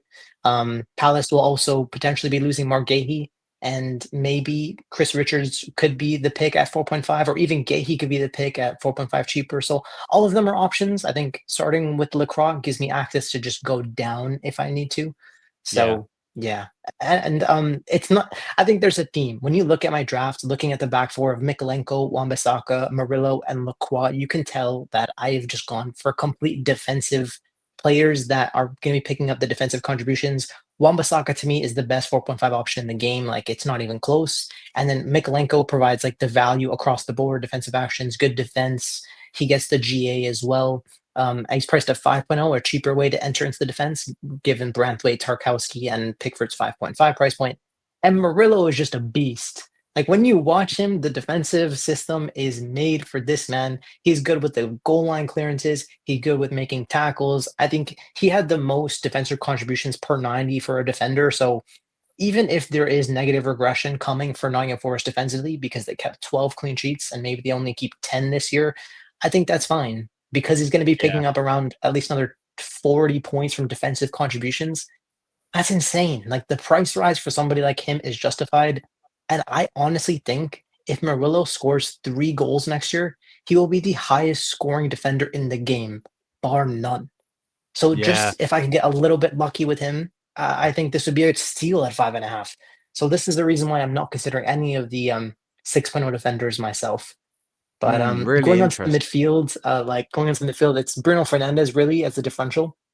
If people are looking at this from a visual perspective, it's Bruno plus Baleba. That doesn't really look that great. And that's kind of where I need to consider. That is 14.0 spent. I could go for Rogers plus Semenyo in that positions and just like have a more balanced draft. But I'm just a big fan of Bruno. And there's multiple things that really fit this bill. One, when you're looking at captaincy from game weeks 1 to 5, you can go Salah in 1 against Bournemouth, Saka against Leeds in 2, and Bruno gives you the captaincy in game week 3 with Burnley at home. Secondly, he's going to be playing 90 minutes. Like, he is a minutes monster. Like, over the last like 4 or 5 years, he has the most minutes played in all of Europe's top 5 leagues. And now they don't have European football. But with Yeah. Bumo coming in and Cunha coming in, maybe Bruno will be playing deeper. But that's only good for his defensive actions. So last year, I think he got the defensive actions 9 times. But I would expect that to honestly increase because he missed 3 games through suspensions and injuries. Like, Bruno's the type of guy you're expecting 175 points. Eyes closed, don't need to worry about him. Like, he's just going to pick up 175. Never need to spend a transfer on him. And now with the defensive contributions, he's picking up an extra, 10 defensive contributions times 2. So an extra 20 points. This guy's going to give me 200 points this year. I'm very confident in that as long as he keeps his penalties, and I never need to spend a transfer on him. So I'm just trying to see if I can get enough value from the Baleba spot or a fourth defender spot that can make this draft work. That's really interesting. It's fascinating to see how your sort of mind process works and how you're sort of explaining or justifying your decisions. But yeah, it's a very interesting, different team here, Chris. We've talked a lot about the defenders already with Murillo. Those defensive actions will definitely be a key part of his points. But what was your thoughts on the attack from Kanji there? Baleba, Strand Larson, a few different picks in there. Yes, obviously it's outside of the box, and I absolutely love it. I think you've kind of capitalized on these new rule changes, obviously, with the defense, and hopefully that pays off. And Murillo, in particular, I know obviously ranks really highly in that department. So I think it's looking really good, to be honest. And Strand Larson's an interesting one. Baleba, I can see exactly why he brought him in. Obviously, he's a ball recovery's merchant, isn't he? He's brilliant at that sort of thing and kind of duels and clearances. So I think he could be a really good asset to own. He's obviously quite tall as well, isn't he? So at set pieces and things like that, he might be able to pose a threat as well. So I seem to remember he scored. Didn't he score an absolute banger against West Ham last season? Yeah, he did. Yeah. So a few more of those would definitely help. Yeah, get a few more. Strand Larson's the only one that I'm a bit kind of wondering why. Do you want to pull up the ticker? So if you flip the ticker, so if you look, I am trying to wildcard later on in the season, and Strand Larson is just a good price point. Where in the first 10 weeks, they're third for fixtures. I know I would want Strand Larson from 5 to 9. There's no doubt in my mind. So if I like the rest of my team, I could potentially start with the player that you went with in Danny Welbeck, bring him in for the first 2, and then switch to Strand Larson in 3. But it just depends on how much I value that transfer and if it would be better off later on down the line at the end of the season, maybe. But yeah, I just like Sean Larson because he's going to pick up the same amount of XGI and he'll additionally have penalties on top of that. I think they've already replaced Cunha with another creative midfielder. And I really like the way that the Wolves were playing under the new coach. Now, of course, Cunha's gone. He was their best player. Aidnuri's gone. He was the second best player. So maybe there will be less chances created for him. But I'm hoping with the good fixtures and the home games against Burnley, Leeds, and Everton, he'll be able to cook for me as a differential. Yeah, no, really helpful fixture ticker here, Fantasy Football Scout. So yeah, definitely really helpful for our discussion about this these assets, and it's worth sort of having a tinker with it because it's very early still in our tinkering phase, and there's still lots we can learn in pre-season as well. So with minutes of players like Phil Foden, like players that are coming in, how many minutes they get, like the likes of Gyökeres. So yeah, really interesting chat and some really interesting drafts. I have to say, quite a nice variety between the three of us. So that just shows, I think FPL have done a really good job this year with the pricing. Well, that's sort of our first drafts. Yeah, as I said, we'll try and rate your first draft. So make sure to send them in when I put out the tweet next time. But we are also doing a mini league this season. So make sure to join in on the fun. It's a really fun head-to-head mini league, and we'll be doing it. Updating you on how the pod, says what the mini league's going like, and each episode you'll be able to hear about it. And it was a very fun league last year, wasn't it, Chris? And you took home the crown. So yeah, what have you got to say for everyone that wants to try and take the trophy away from you? Oh God, I'm not sure I should be imparting advice. It was a bit of a one-season wonder from my perspective. Oh, you're very, very humble. Yeah. Well, I've got to hold on to my crown. I'm trying to retain my title as obviously Kanji a Liverpool fan, as they'll be trying to do in the Premier League. So yeah, it's going to be a challenge, but hopefully we can do it. Yeah, it's such a fun format, the head-to-head, and it really makes things exciting every single game week. So yeah, make sure you do join the league by putting in the code WE1RLM. We are one together. And yeah, the code is WE1RLM. WE1RLM is the code. And yeah, prize for winning the league. Let's just say a very special customized t-shirt was given to Chris last time out, and we may well have something similar next time around. So stay tuned for that. The likes of FPL Salopian has already got back into the league. Great to see Jamie Burgoyne back in FPL Salopian. Also, Ricky Ricardo, a huge follower of the pod. I really appreciate him coming in. So yeah, we've got some great people joining the already existing cast. So if you were in the former temporary league last season, I'm afraid you're going to have to rejoin this one because they don't allow you to do that for some reason, to renew the leagues on head-to-head. So just make sure you do put in that code and get joining those that do want to get involved. The next thing we've got to mention is there's a certain football content awards coming up in November. Now, of course, just even Chris, to get a mention among some of the esteemed FPL content creators would be an absolute honor, really, because the likes of FPL Juice, who I always try to shout out with their great content at Launchpod Studios, they managed to get their first nomination and get to the awards down in, I think they did it at the Tottenham Hotspur Stadium last time out, but they were there with all the Juice gang, and it was great to see them get the appreciation and the sort of recognition they deserve.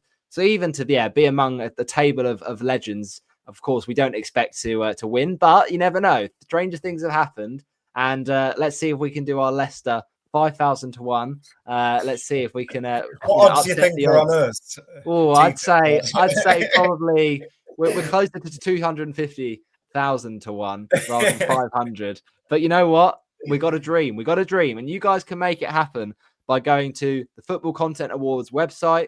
And all you have to do, click on the link which says nominations, and you just give a little description of why you like the Form is Temporary podcast. And we'd really, really appreciate any support there. So after last season's award-winning season, Chris, winning the Football Content Award for FPL Juice, the FPL Juice kind of content award for January, we want to try and add to our trophy collection. So yeah, that was a really great content creator fund set up by the FPL Juice Boys, and we really appreciated winning that. So yeah, if we can go a big one bigger, I think it's fair to say, with the FCAs, but you never know.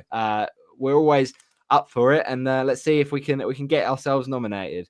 But the next thing to say is, of course, we've got some listener questions, and yeah, Ooh. it's always great to see them come in because we love when the community and the audience get involved with the pod. So we're gonna fire through some of these and see what Kanji and Chris have to say.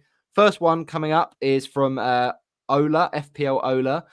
She asks, is it ever worth using a free transfer for a goalkeeper, let alone for a hit? So I'll throw this one to you first, Chris. What's your thoughts on that one?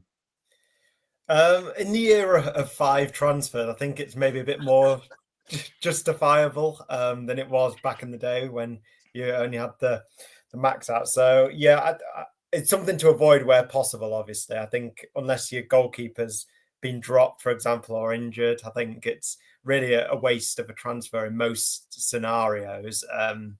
So yeah, I think obviously taking a hit for them is, I don't know anyone who does that really. I think that's probably a bit of a no-go territory. But yeah, it's maybe a bit more acceptable now with 5 transfers. But yeah, probably one to avoid.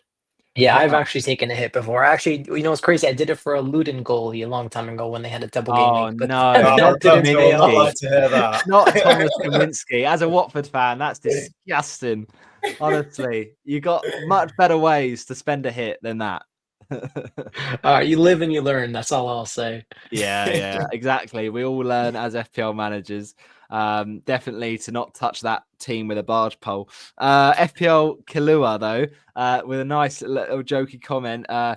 We did post the tweet actually a little few days before the game launched, but Kalua was a little bit lost. Is it even worth starting any proper planning without the rest of the prices being revealed? I feel like we have barely anything to go off, with a great little gif of someone blindfolded. But yes, no, the great news is we are now live. The prices are out.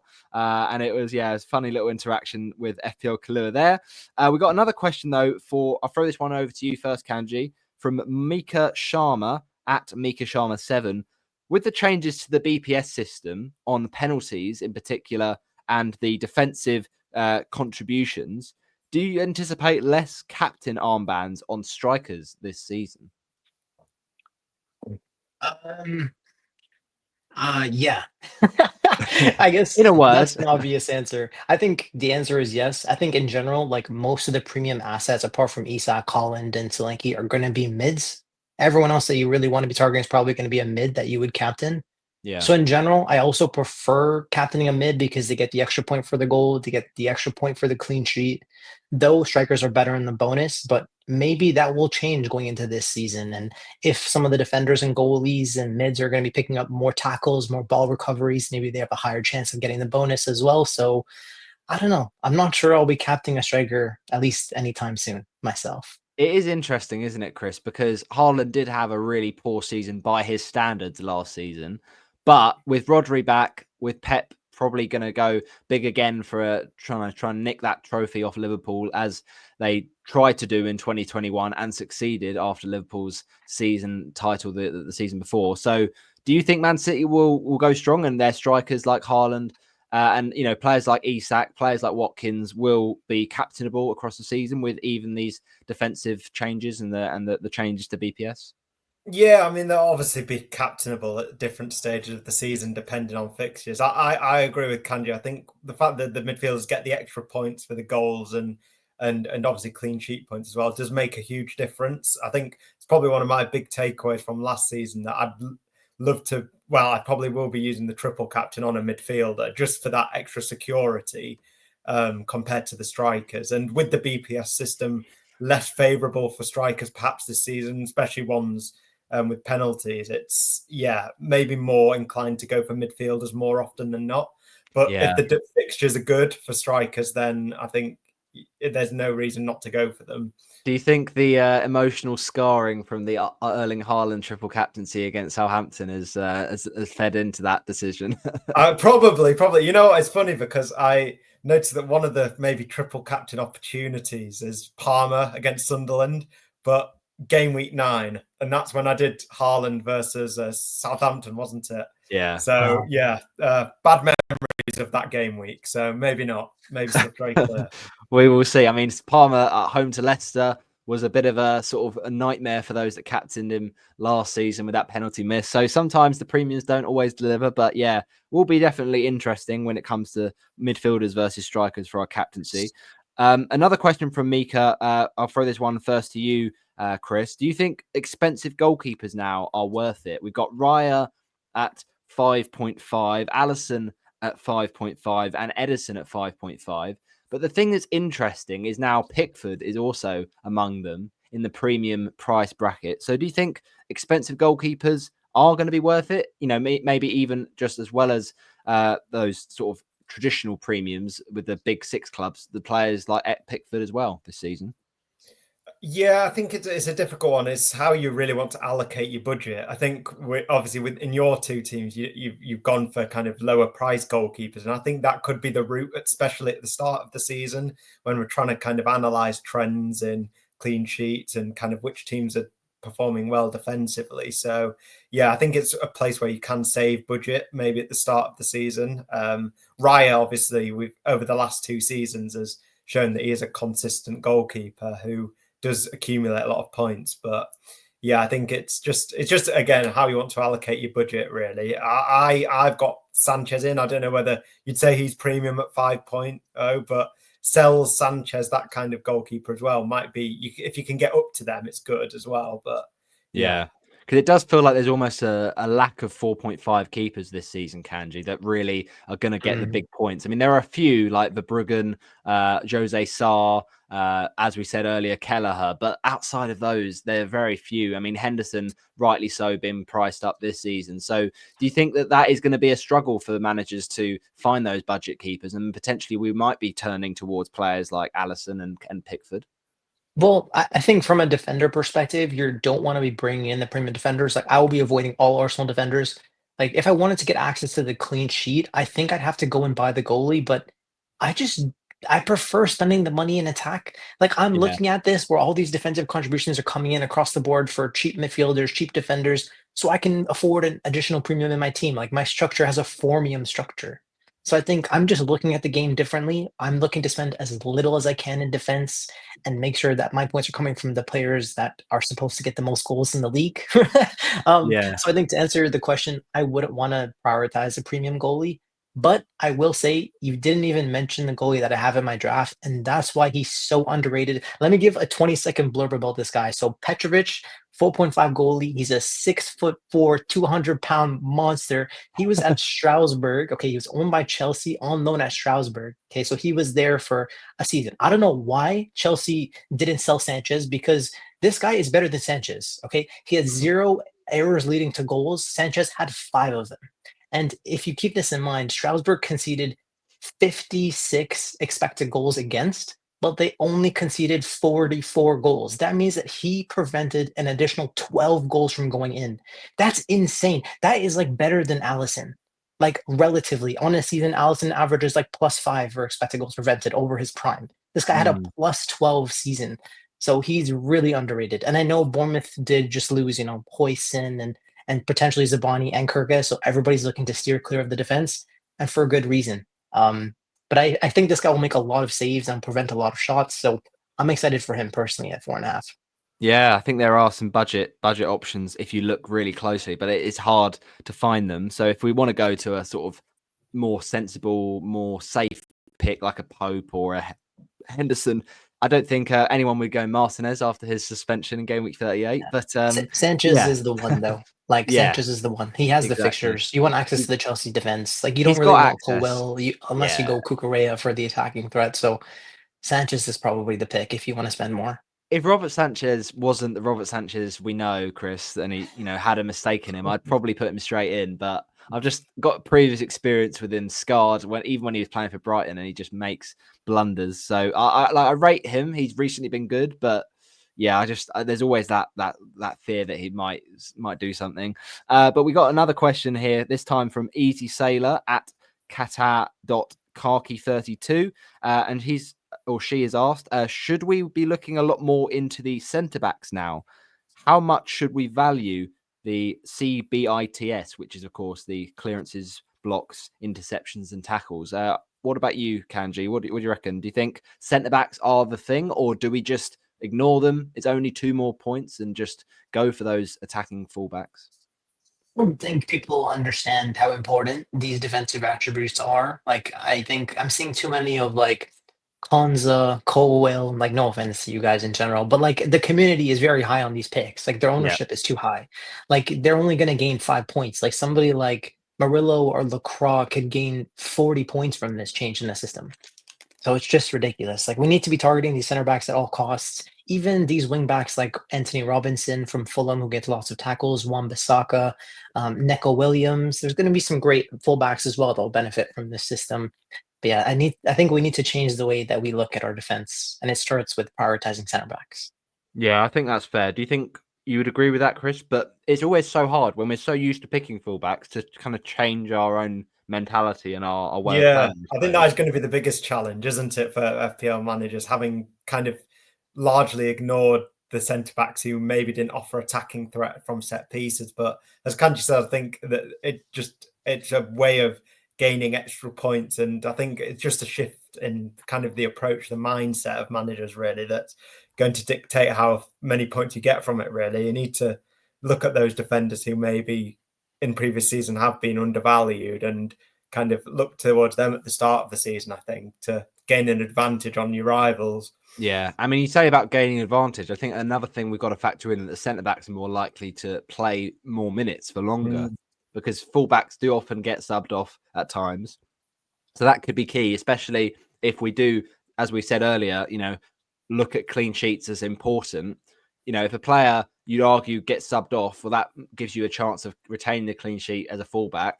But equally, if we're looking for players that are going to play minutes and have a chance of playing enough, the 60 minutes or even better, the 90, centre backs could be really important in that sort of world of early subs, which we don't want for our defenders for sure. So yeah, really interesting. We've also got a question from Ethan Alcantara. He said, who are 2 locks right now, Chris, in your early draft except Salah?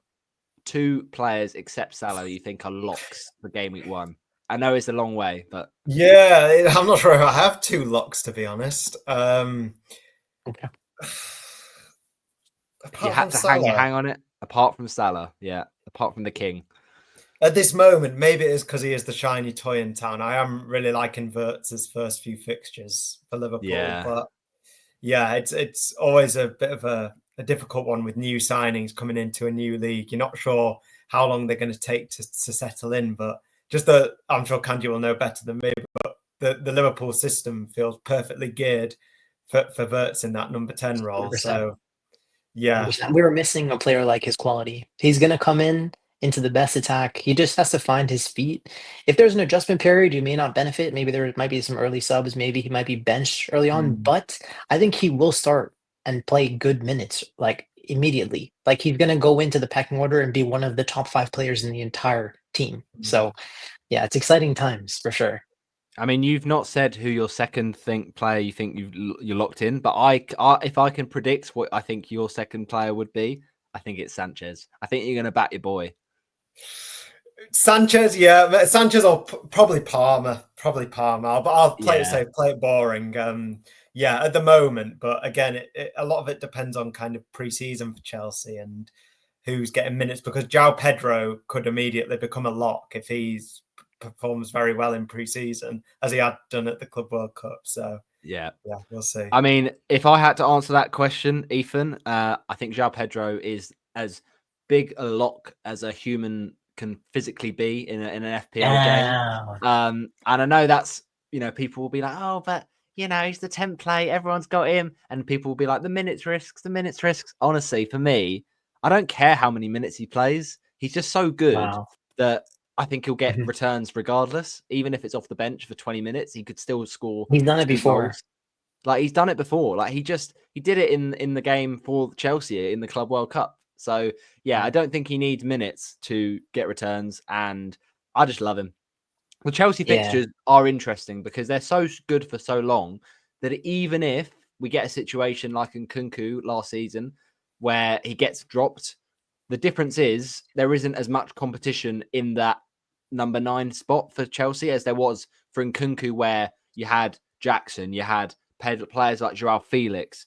You could almost understand why Nkunku kind of got shoved out the picture a little bit. But I think João Pedro, because of the fee, because of how much, Enzo loves him, and, I think Chelsea fans have already sort of got excited by him. I just think he's going to play such a key role that I'd be very surprised if his minutes were drastically limited enough for us to not put him in our Yeah, and like, let's team. be fair, like Jackson was horrific for like 15 weeks. Like he had an excellent start to the season and then was bad. And like JP came in, Club World Cup in his debut in like a 20-minute stint, and he looked like one of the best players on the pitch. And like he carried it forward and picked up the brace. Like JP's taken to the Chelsea team by storm.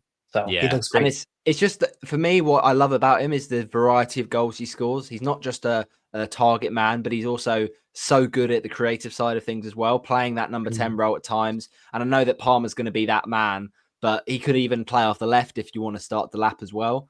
Like João is just so flexible, and I think that the variety of where he scores his goals from. He loves the shot from outside the box.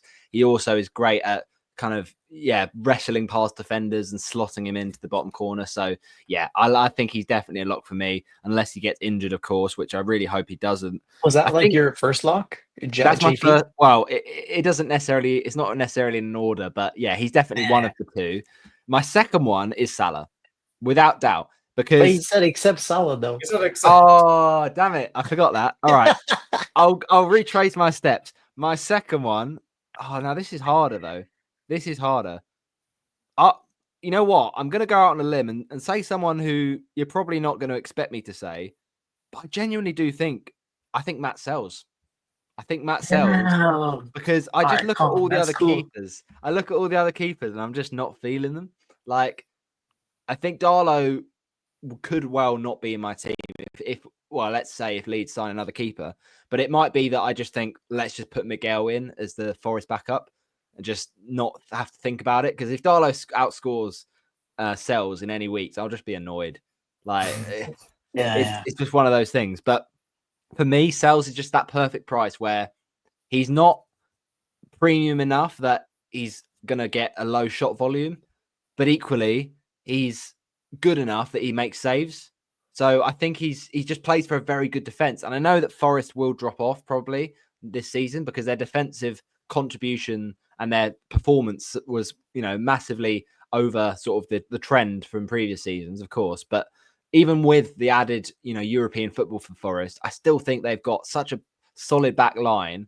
They've managed to keep them so far so good. So, it will be interesting. I think because of the, absences in their team, if Gibbs White leaves, obviously that'll be a blow. But with Elanga already going, there might be more that leave in attack. That might actually mean Nuno sets up in a bit of a more defensive mindset. And you might say, oh, they were very defensive last season, and that was how they scored a lot of their goals. But I don't see them changing their style. I think they'll still be a hard team to break down. And he's ultimately a very good.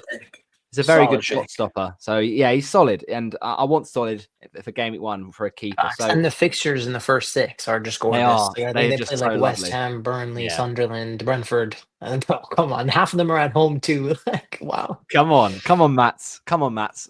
I saw a great team name the other day. Matt sells seashells on the seashore. I mean, I don't think that's going to be. Surely that doesn't fit. That's too long. It's going to be too long. But you could just do like a Matt sells seashells, and that would probably fit. So yeah, That's hilarious. I love that. To be fair, that might be mine if I'm tempted. But at the moment, I think it's better for better or worse. I think is mine at the moment. There's a lot of theme names I'm seeing in the community. Yeah, it's for better a bit or of a gem. worse. It's a nice one to use. So those are our thoughts on those listener questions. We have got a few more just to rattle through. The next one from Life at potato_FCB it says, can Verts cover Salah? Kanji? Oh my goodness. Cover Salah? No. But no one can really cover the king. But I think it's just going to come down to how he adjusts in preseason. There are a few games that you guys will be able to monitor. I'll be away at camp, so I won't even be able to watch Liverpool games. But if he settles in well, and he already has in his first game that I watched, I mean, the sky's the limit. Like, apparently, he's supposed to come in and be one of the top 10 players in this league, maybe even top 5, arguably, in the world. So let's just see how things play out. I mean, he's an exciting pick. He's come in cheaper than I think we all expected. So if you start there, I think you're going to be fine. And if he does well, you're going to be in line for a lot of price rises. Yeah, I was flabbergasted, Kanji, because when we did our price predictions episode last time with FPL Meerkat, we said, I think we all said 9.5, was the sort of expectation. When he came in at 8.5, I think on the first day of price reveals, when we had, Ait Nouri at 6, we had Salah, on the second day, we had Haaland and we had Isak, and I can understand all of those prices. They all made sense. The one that was a bit, okay, that's interesting. Pickford 5.5 is fair enough, but Vert's 8.5. I mean, do you think that's something we should really keep an eye on, Chris? But the thing is, as well, as Kanji was saying, he is that shiny toy. So there is that maybe that pressure for him to adjust. He's the big money signing, so it's a lot of expectation. But at that same price point, you can get players like Marmoush, who obviously is now proven in the Premier League, but maybe a bit more of a headache when it comes to minutes with so many Man City options. So do you think Verts is going to be creeping into your thoughts at that price? Well, yeah, I mean, he's currently in my first draft, so I think it's such a dilemma with him. I think I really need to monitor, like Kanji said, how he does in preseason, I think, and how he kind of finds his feet in that Liverpool team, because I think he's obviously a star player in the making, and he's already proved it by Leverkusen how good he is. Yeah, he has that potential for sure. But like I said with Marmoush there, I mean, he's a player who obviously has had a position change, and I'm not sure what you guys think about him, but I think he could be a really kind of good asset to have at the start of the season, to be honest. I do like him, the fact he's a midfielder. And, there are a few positional changes that I quite like Mateus Cunha at Man United. Bowen, I'm not a fan of. I think that just kills him as an asset into forward line. But there's Lewis Skelly, changing as well. There's a few where you kind of understand why they've happened. The one that, was confusing for me was probably Bowen, but I know he played a lot of forward positions last season, but I still think he's primarily, playing as a player on the wing sometimes. Because if West Ham do sign another striker, then I expect him to play there. But going back to, I just don't think we can say that he can cover Salah, can we, Chris? Because I mean, as much as we've tried in the past with other Liverpool assets, they don't cover Salah. It's more just a bit of the Liverpool piece of pie, I suppose, in the attacking's point of view. We had this scenario this time last year, well, a bit further on towards game week 1 with Jota, didn't we? Everyone saying, oh, Jota can cover Salah and it'll all be fine, all hunky-dory. I suppose Diaz, to be fair, had a good season as well. Obviously didn't cover Salah's points, but there's good Liverpool forward assets, but no one, as Kanji said, no one compares to the king. You have to have him in your game week 1 team. He has to be the lock. I mean, he's just got such a good game week 1 record as well. So I think it makes sense. The other thing Life has asked, Kanji, is a freemium the way to go? Now, we talked about it with mine, with Salah, Saka, Palmer. I've not seen too many people go with a freemium of Salah and Haaland and another premium option. So do you think freemium is viable going into this season? With the super premiums of Salah and Haaland included? Yeah, no, I don't think so. I think that's crazy. I think it's like 1.0 or 1.5 more expensive to own both this year around. I think honestly, I think they've mispriced Haaland. They mispriced him, bro. Honestly, I think so. I thought he would have come in at like 13.5. I thought was a fair price. Meerkat, Benji, Roberto, we're all around the same thinking there. But at 14, and I think if it was 14 and Salah's 14.5, bro, what am I gonna gain? 0.5 from taking all the risk of going without Salah? No chance. Putting both and going without Palmer, and if I go for Palmer and Haaland and Salah, I lose basically everything else. I mean, it is interesting. Good, it's very interesting. Game week 1, there was a few people that went just Haaland last season, a few that went just Salah, and not many that had both, because it did just compromise. It felt like the rest of your 15 if you went with both. But you could probably just about get away with it if you had the right budget options last season. This season, you can't. It's as simple as I don't think you can have Haaland and Salah in a team. You have to pick one or the other. And yes, people could pick Haaland, but going without Salah, despite the fixtures for Liverpool, just feels wrong, especially when the way that Haaland ended last season. Now, of course, Haaland could have a very good, strong season, and he often starts seasons very strongly. So it will be a bit scary going without him if you're on a Salah draft. But when you think about what we said about the points for the forwards being slightly less because of the penalties sort of situation, and also, extra point for a goal, and Salah just being that sort of reliable, extra 0.5 more, you could always take Salah out and switch down with Haaland's price being lower. So I think, that ultimately means a freemium. I've gone with it in my current draft. Sort of, if you're talking about players 10 million and over, 3 of them, I think if you're counting Isak in that, then it's probably more doable than a Haaland. But maybe sort of trying to be careful with how many of those most expensive players you go for. Because if you go for a Palmer and a Haaland and a Salah, that's overkill. But a Saka, Palmer, Haaland, or a Saka, Palmer, and an Isak could well be very viable. And then we got one from someone else as well, just as I find that. Oh, yeah. So this was a really interesting one from Ben Moxham at BMOX81. Do you think, Chris, we'll ever get our perception of defensive midfielders in that they become a truly viable option? Because drafts that we're seeing so far seem to be leaning on the usual suspects, while your Rodris and your Cancelos seem to be, not even looked at. Do you think that perception will change this season? Like your likes of, Caicedo's and your Elliot Andersons from Nottingham Forest? I think Kanji's early on the train, to be honest. I think as the season progresses, I think definitely there'll be more attention given to defensive mids. I think at this point, it obviously new rules only just been announced. I think there's probably going to be a period where it's a bit just kind of the status quo with going for really offensive-minded midfielders. But I think there's real value to be found in those players, like you mentioned there, Rodri, Caicedo, those players who really do perform strongly in those metrics. I think it's really exciting.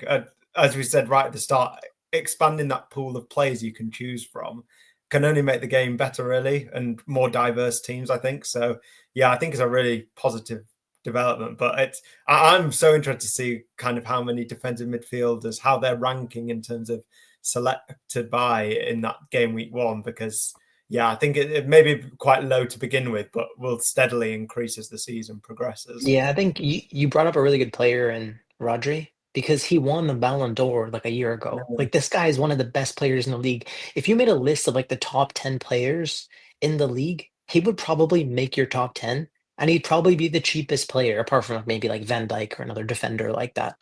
So definitely somebody to consider at some point once he picks up his form. And if he does, watch out, because Man City will probably beat Arsenal in the league standings, and it'll be between them and Liverpool to win the league this year. Yeah, it's a very good point you make, Kanji, for sure. And I think that is definitely something we've got to watch out for and be wary of.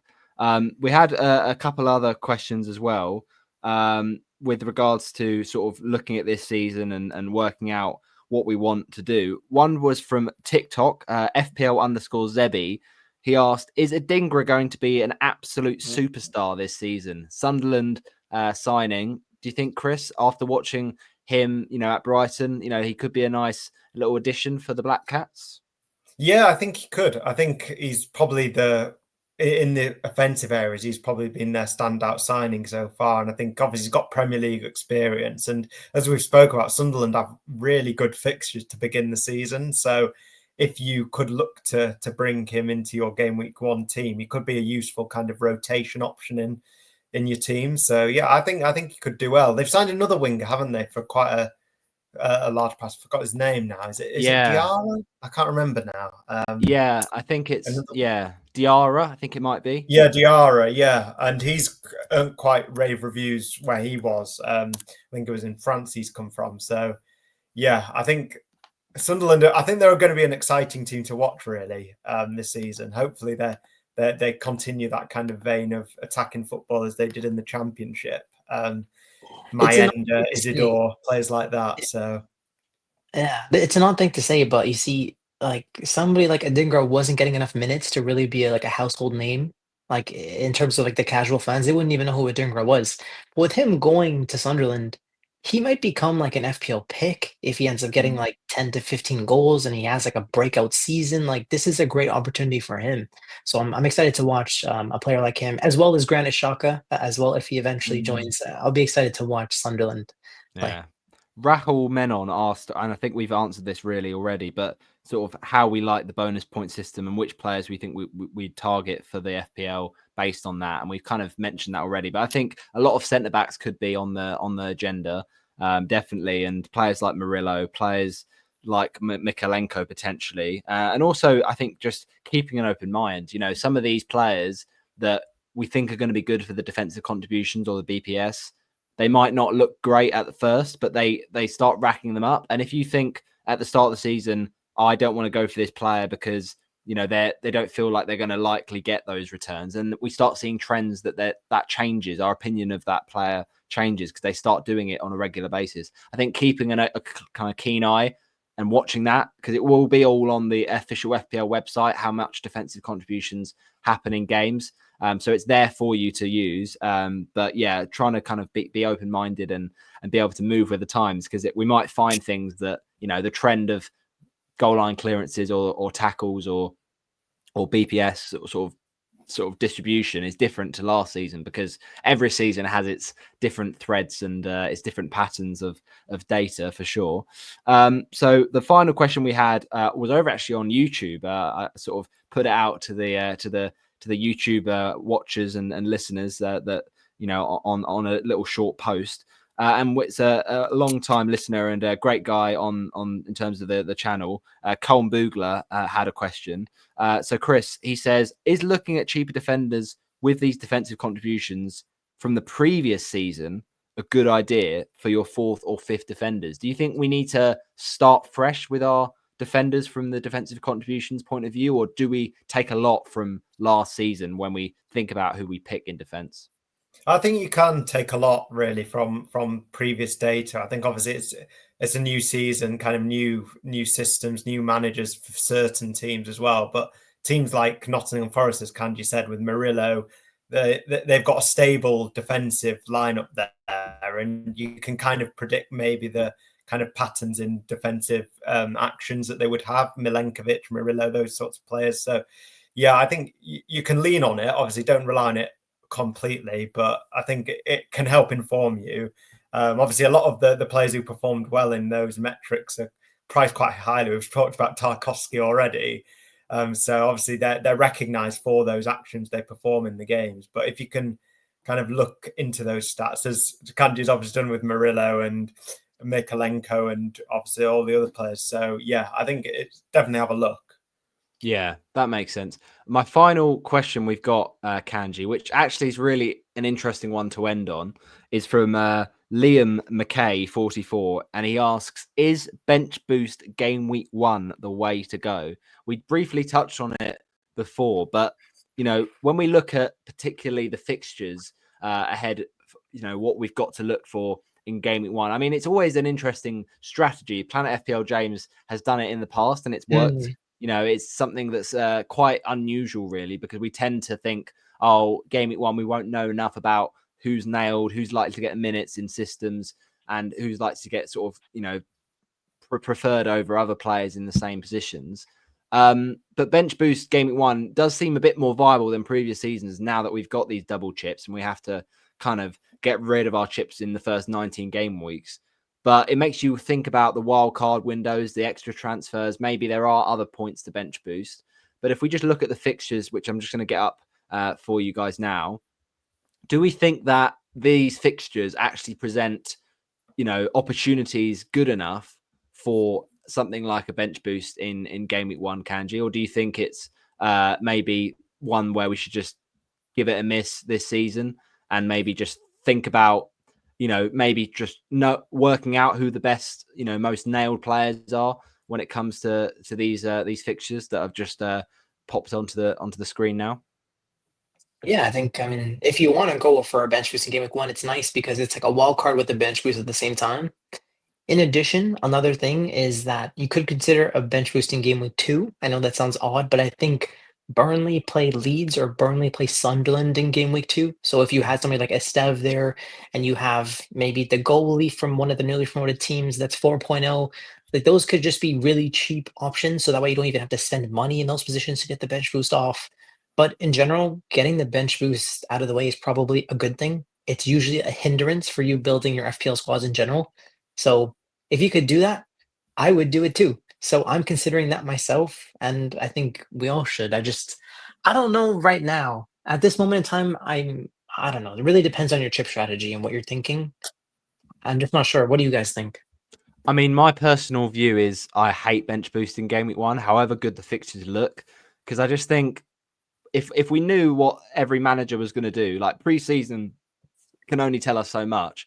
And a lot of the time, there's players that will get, minutes into their legs, and it means early subs around 50, 59, 60 minutes, which, as FPL General will always say on his 59th minute podcast, there are players that can get subbed off, right before they get that clean sheet point or that appearance point. So it can be really painful for a bench boost, especially when we know we're not going to have a double game week and we're not going to have 2 bites of the cherry with a bench boost for game week 1. But it has been successful in the past. Planet FPL James and other people have done it before. So looking at these fixtures in particular, Chris, do you think that they provide enough good opportunities? I mean, what we tend to want is players that are cheap on our bench to actually be the warrant, having them on the bench in the first place to then boost them, if that makes sense. But, a lot of the interesting fixtures in Game Week 1 are sort of good fixtures for the bigger clubs, maybe. There's Liverpool, which is a pretty nice fixture for Bournemouth, for Liverpool. Spurs against Burnley, Man City against Wolves.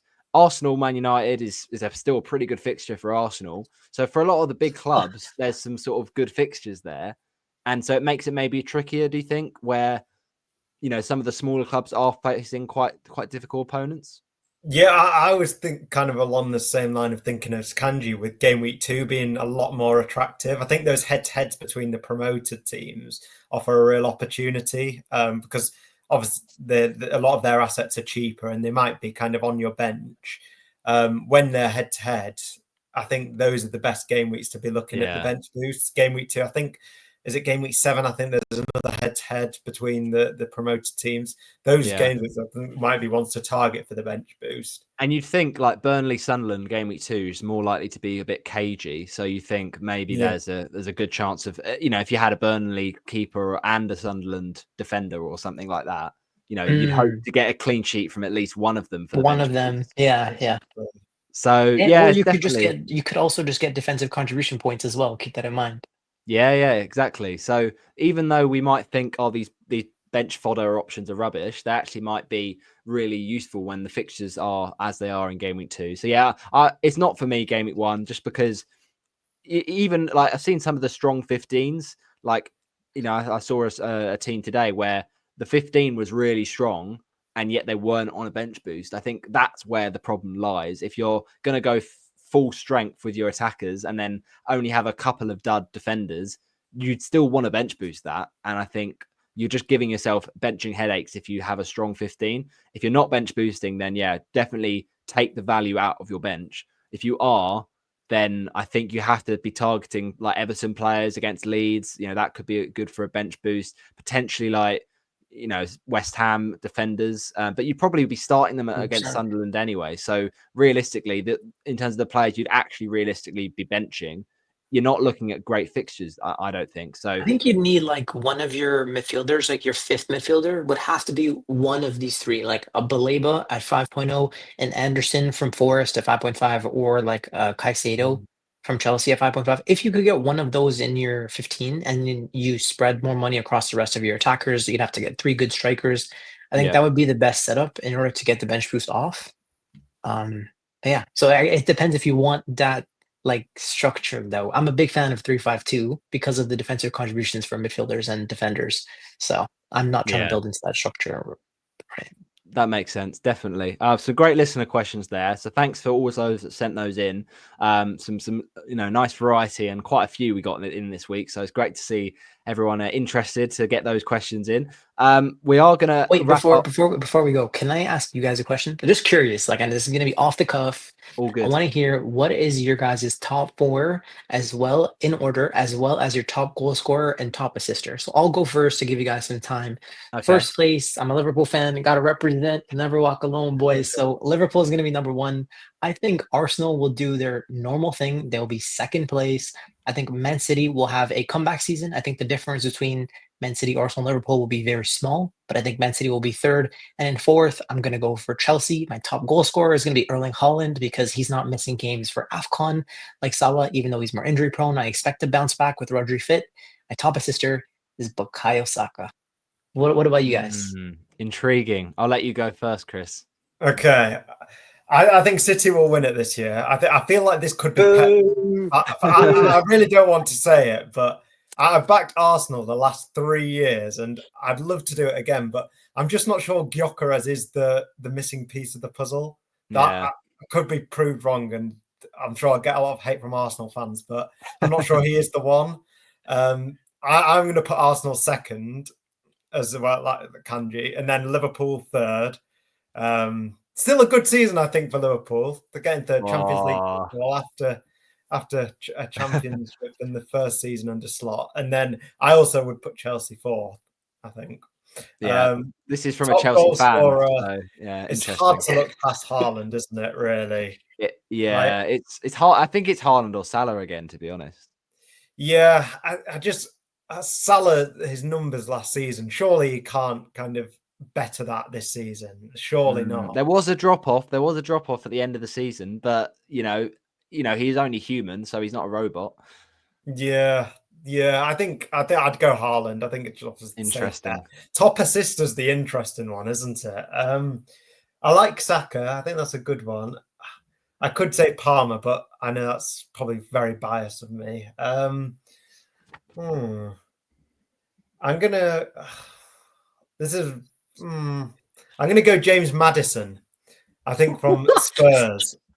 Wow. I think Thomas Frank. He's going to be integral to the way they play at Spurs. I think as a number 10 in Frank's system, and Damsgaard was so key to the way they played last season. I think Maddison is going to be that similar player for them, and Spurs just have such a attacking lineup. I think he'll do well.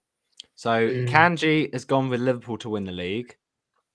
Chris has gone with Man City to win the league.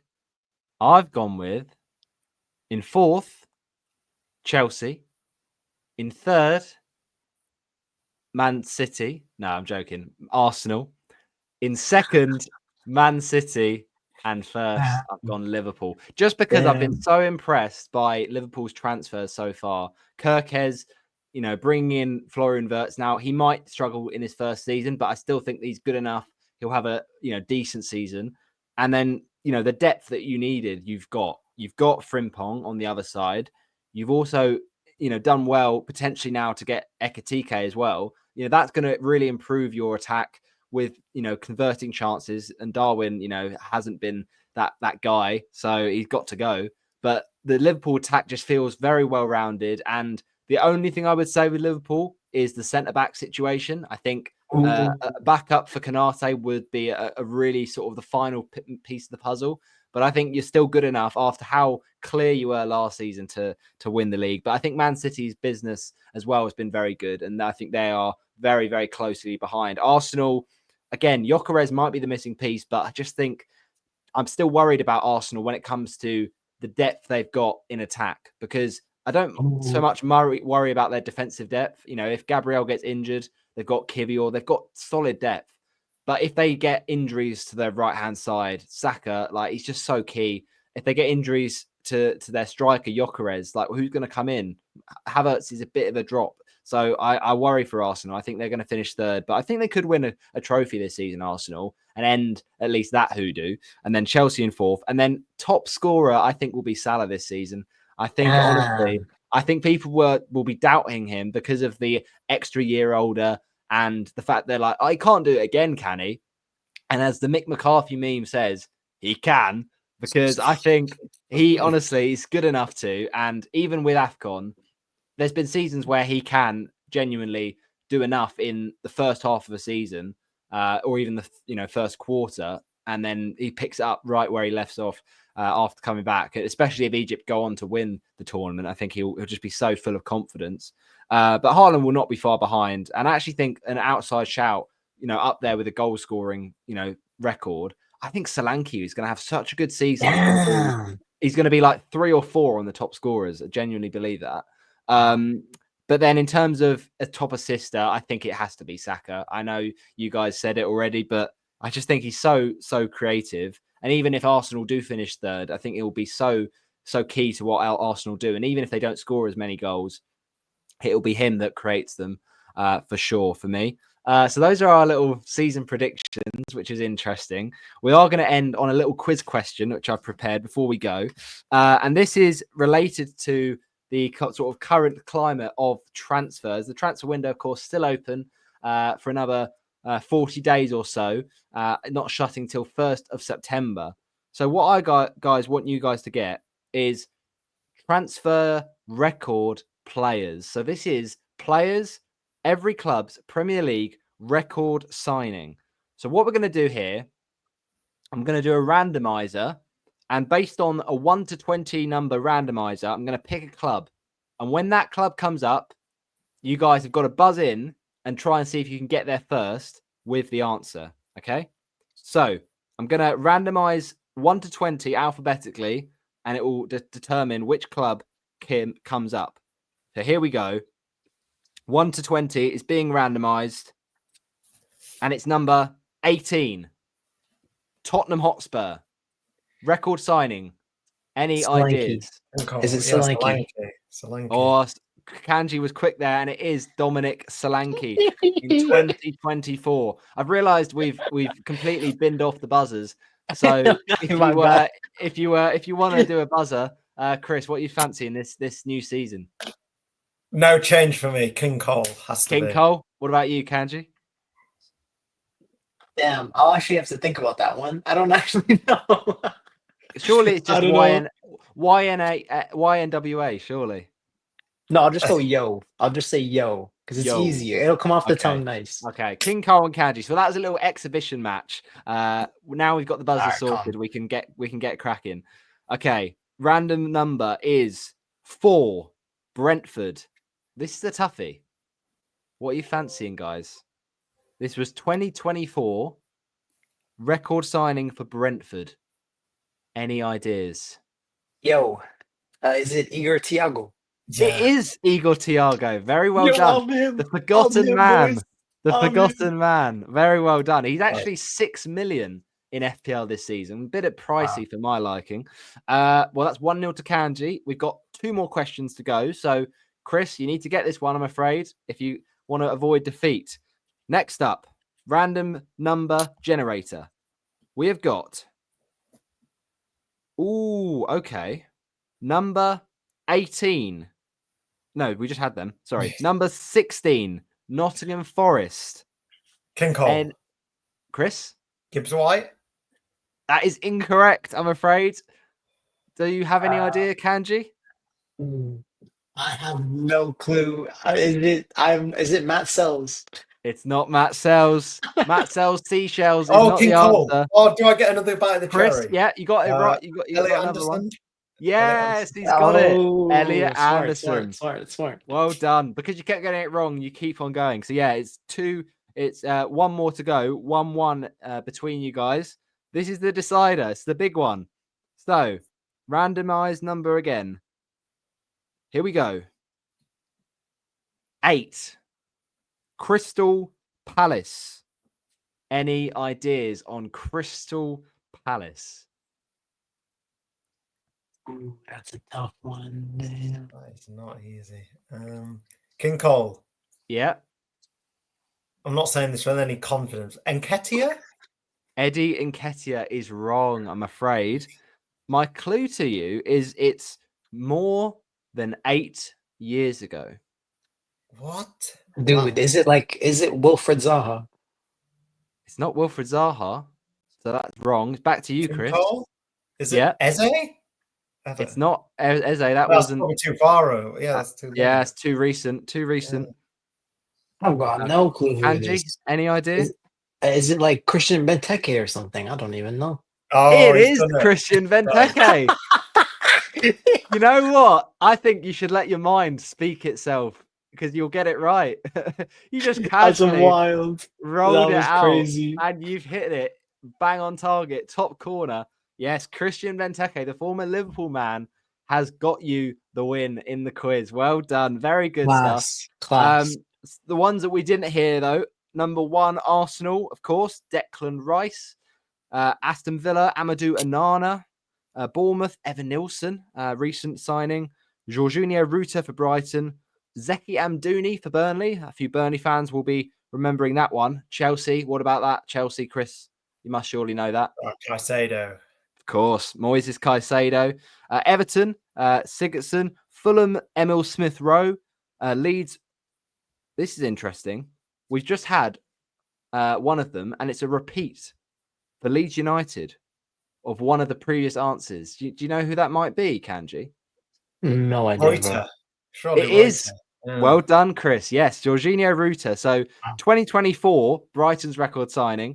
2023, Leeds record signing. Liverpool, we know who that is. The Don't newest we? guy, bro. Yeah. What's that? Is it the newest signing? Well, you should know. It's your club. Wait, is it Verts? I'm assuming. Yes, it is for Florian Wirtz. Just for a Yeah. second, I was hesitant. Oh, you think we're gonna go with Hugo Ekitike there?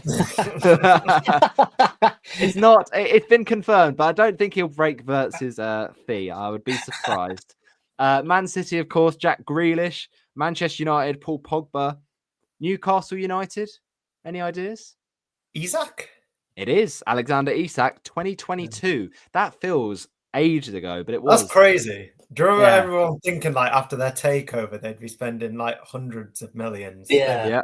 Been quite But- frugal, really. Their takeover was in 21-22 season, and since then, yeah, they've not beaten Isak from 2022.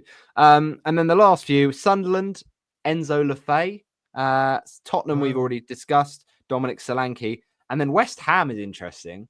Sebastian Aller, a little throwback back to when he was Really? there. Yeah, More than 2019. Paqueta. More than Paqueta. Sebastian wow. Aller was the big Yeah. money signing. And then Wolves, of course, no surprises. Cunha? It's Mateus Cunha, also in 2022. So yeah, that is where we're going to wrap up this week's Form is Temporary podcast. It's been great to get back in the swing of things. It's been an absolute pleasure to welcome Kanji on for his first official episode as one of our fellow co-hosts. So Kanji, Yeah, 100%. I hope Yeah, you've you know enjoyed, what? mate. Like, yeah, Chris, Roberto, like this is our first pod together, and you guys have made me feel so welcome. So thank you, and cheers to hopefully a great season and lots of green arrows. Exactly, mate. Green arrows are plenty. And if you have watched us on YouTube, make sure you do, if you're on a journey on the car, in the train, and you want to just listen back to some of the good bits, then give us a listen on Spotify. And also this season, we are on Apple Podcasts. We did, in fact, get listeners on Spotify and through other podcast providers from 37 countries last season. So, if we can carry that on, keep our international presence, that would be incredible. But yeah, that is where we're going to wrap things up. It's been a pleasure as always, Chris. Yes, thank you very much. Great to get Kanji on for his first official appearance. And yeah, just hopefully this is a sign of things to come for the pod this season. Definitely. Well, stay tuned for any releasing of information with regards to how the pod looks in terms of episodes coming up, guests we've got coming up for the season previews, the game week previews. There's going to be some great names, the likes of FPL graduates, the likes of FPL Andy Mode, the likes of FPL Have a Beer and Nick Triggerlips. We've got plenty more where that came from. Some big names in the community, like your likes of FPL Focal potentially later on in the season as well. There's going to be some great ones. So stay tuned and make sure you do listen to the pod on Spotify and on Twitter and YouTube. And this is where we love to show you the visuals, show us what we're dealing with. So it's good to show it for you as well as let you hear it with your own ears. So thanks again for coming on and listening or watching. And we'll see you in the next one. Bye-bye, everybody.